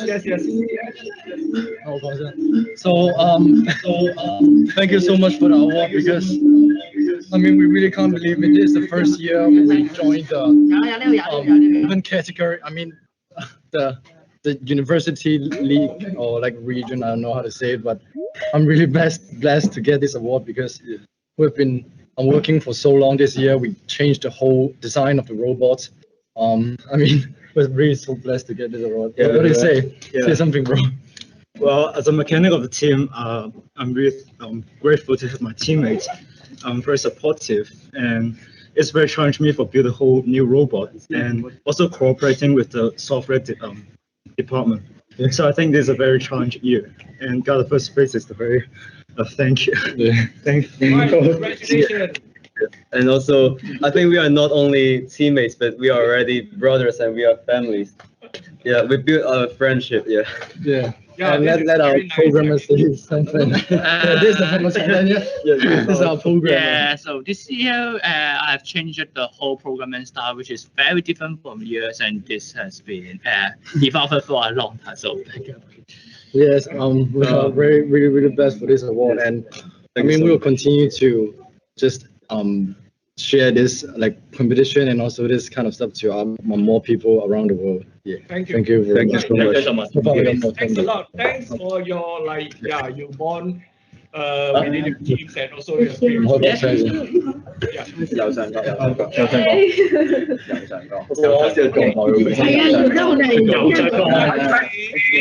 The essence of the Grey Region team, okay, from Macau Puiqing Middle School. So you can see the name is actually middle school. They are from middle school. They're supposed to be in the junior category, but this year they actually joined the open platform open category, which is they're actually fighting with all the university students. So a very amazing achievement, I can say. Right, so congratulations. And I wish you luck. And also, I really hope that you can share your knowledge with all your peers, and also you can share out more for the community. Okay, and I look forward for more development from you. Okay, congratulations. Okay, so now we go to the last award that we have, which is not selected by our jury, but by our general public. Okay, so for general public, we have the People's Choice Award. Yes, okay. Right, so we have Team Scuba Junior having the highest OPO06 Scuba Junior, right, from Thailand.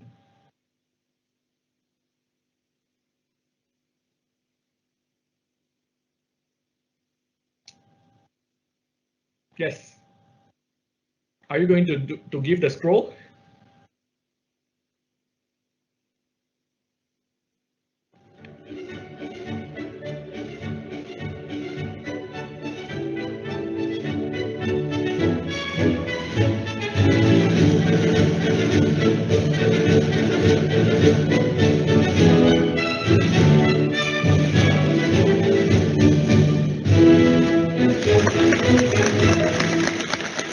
Congratulations. All right, so let's welcome Team Scuba to say something for this People's Choice Award. Yeah, amazing that you have a big group of people actually like sharing your Facebook video, YouTube video and so on. Right, yeah, please say something for this People's Choice Award. We are proceeded with this award, and we thank you everyone to watch our video and share our video and like our video. Thank you. Yeah, congratulations, and I really hope that I can pass the baton to Tony because next year RoboCup will be in Thailand. So I hope at-home education challenge will also have a very big event in Thailand as well, right? So I look forward for that. Okay, thank you very much. Right, so with that, we already completed the event. But Tony, are you in the line? Yeah, I really wish to hear something from you if you're online. Okay, thank you very much for this year event. But for next years, you should come to visit us in Thailand, and should be very big events on site. Yes, okay. And I look your strong support for at-home education challenge. Okay. Yes. Okay. All right. Okay. Thank you very much. Okay. Right. Thank so you. With that, yeah. Thanks, everyone. So before you go, can Amy, are you still in the line? Amy, are you still in the line? Yes, I am. Sorry, I was. Are we like finished? Go ahead. Finish all my mission here. So the last thing is I wanted to say thanks to everyone, and I hope you can do the closing remarks. Is that okay? Okay, so I would like to say thanks to everyone, my OC, all the staff, Edward, Austin, and also Max and Dan behind the scene. You may want to show like behind your scene if you want to show. Right, thanks to all the staff, to all the OC, like Tony as well, all the jury member, and all the teams, right, and all the audience for supporting coming to this event. Vote for the teams that you want to support, and yeah, I really hope and we will continue this in a bigger scale later on, and I hope like this one actually like promote the education in RoboCups. That just now I can see a lot of thanks to their teammates, thanks to their supervisors and so on for the learning and teaching, and this is something that we really glad to see in RoboCup development, that you really learn something very technical, very useful for you, and also all the teams that sharing the same dream to run this platform. So I guess I already like talked a lot for this today. So I will pass to Amy to do the closing remarks. So maybe you want to do some promotional for WRS is fine. But Sorry, yeah, but yes. just help us, and maybe you want to say something about at-home education, like later on in RoboCup or anything. Yeah, so that we see how we are going to continue after this. Okay, so thanks everyone. So I will stop here and I will pass the mic to Amy for the closing remark. Thank you. Thank you very much. Thank you so much. I'm sorry, I didn't realize I was calling down to the stage. Sorry, I'm in the kitchen. We just finished the breakfast. It's 8:15 in the morning. It's really beautiful, nice Sunday morning. First of all, I also want to thank all the sponsors, MathWorks, SoftBank Robotics, and Jupyter Robot. We couldn't have done it without all the sponsors. It's not only sponsors sponsoring the event. It's they are part of the judging committees. They're part of the planning, and we haven't seen the RoboCup sponsors being involved in actually creating the event itself. That itself is really amazing, and then thank you so much for your time and contribution and passion to support the entry. Well, it's not really entry level, but if you look at this event from the major's point of view, it's really the entry point, and then we're hoping to have all the teams participated today and the last year and the year before, and to continue working on your robot, and hopefully in the future at some point, it doesn't have to be at home. It's an at-home event, but join the RoboCup and compete in the major league. That's our big goal, and then we're here to support all the teams. And I also want to shout out a big special thank you to Jeffrey, because he's the driving force for us, and without him, this is not even happening. In pandemic, everything online, we just communicate via email. Everybody's too busy with everything else happening, and then he kept pushing us, and then it's just amazing how much he can do. And every year, it's just blown my mind. So thanks for Jeffrey. Please, everybody, thank him for his amazing work, contribution, and passion to make it happen every year. So RoboCup education is, for us, it's more like an educational initiative. So it's not really a competition, like you prepare everything and then come and compete against each other. What we want to do is we want to create this learning community, as I mentioned before. And then I hope we can find a way for the teams to communicate each other, share what you're doing throughout the year, so that we can build onto each other's strength to make the community moving forward. And so that's one of the things that we are trying to do. And at-home education is one of the initiatives. And then there's another one with rescue. And then we're working on creating one with rescue simulation, soccer simulation. Cumulo is another. So there are a lot of initiatives happening. So not telling you to leave at-home education, because this is really important community, but at the same time, I want you to explore, especially this year, you have an access to everything, right? So now you're done. If you have time, go to Gather Town and Major Gather Town and look around, and you can see a lot of things there too. And then a symposium happening tomorrow. Please do come and join the symposium. There are a lot of amazing presentation, keynote, and yeah, you can learn a lot from participating. And then that's what we want. We want the teams to come and learn. And then, yes, some teams got word, some teams didn't get the word, but I think, to me, everybody's a winner. So please be proud of yourself and then continue the work. To continue the work, though, by the way, I want to say something, and that Jeffrey mentioned a little bit. There is another robotics competition. It's going to be virtual again this year, called World Robot Summit, and then that's going to be in September. And I can't give you too much information because there are a little things that stop me from telling you.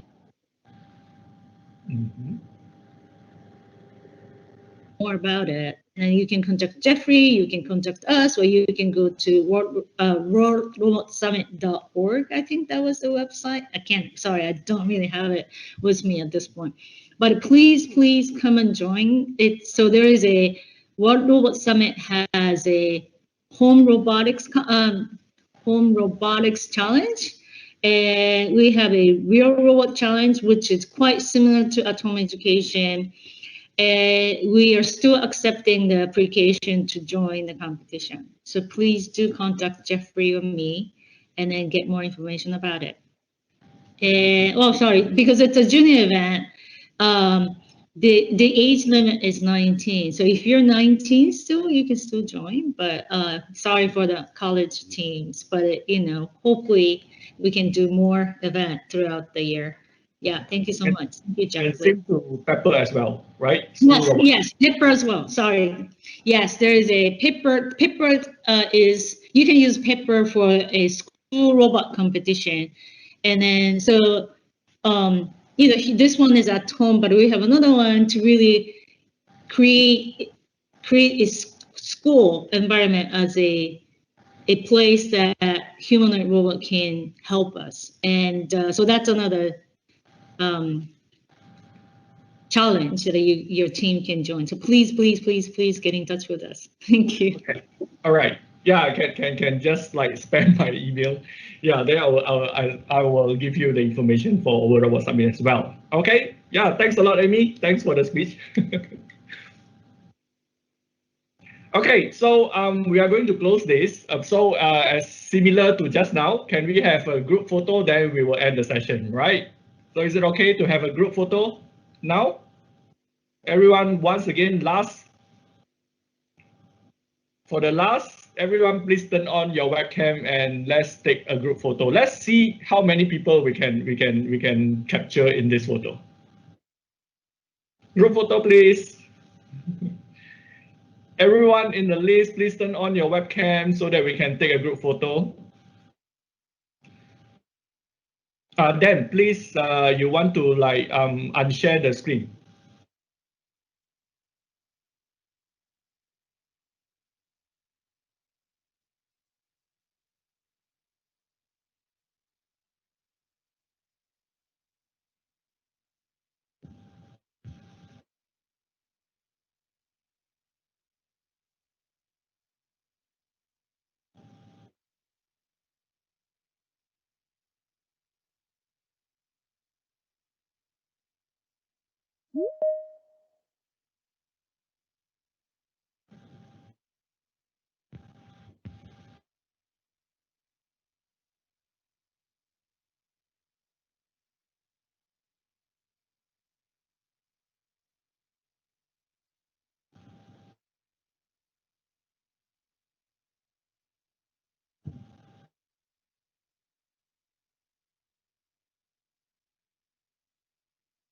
Okay, is it okay? Everyone? Right, so we will, I don't know what to say. Any suggestion? What to say for the group photo?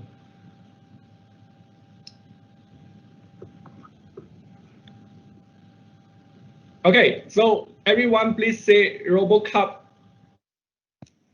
at home education. Okay, right. So yeah, but it's not so nice. Maybe see you next year nicer. Okay, right. Okay, so we will say see you next year and then you will record into a video and that will be our group photo, okay? All right, so everyone, 1, 2, 3. See you next year. See you next year. See you next year. See you next year. Okay, bye-bye. Okay, we have to. Thank you. Thank you very much. Okay, thank you very much. See you next year. Bye-bye.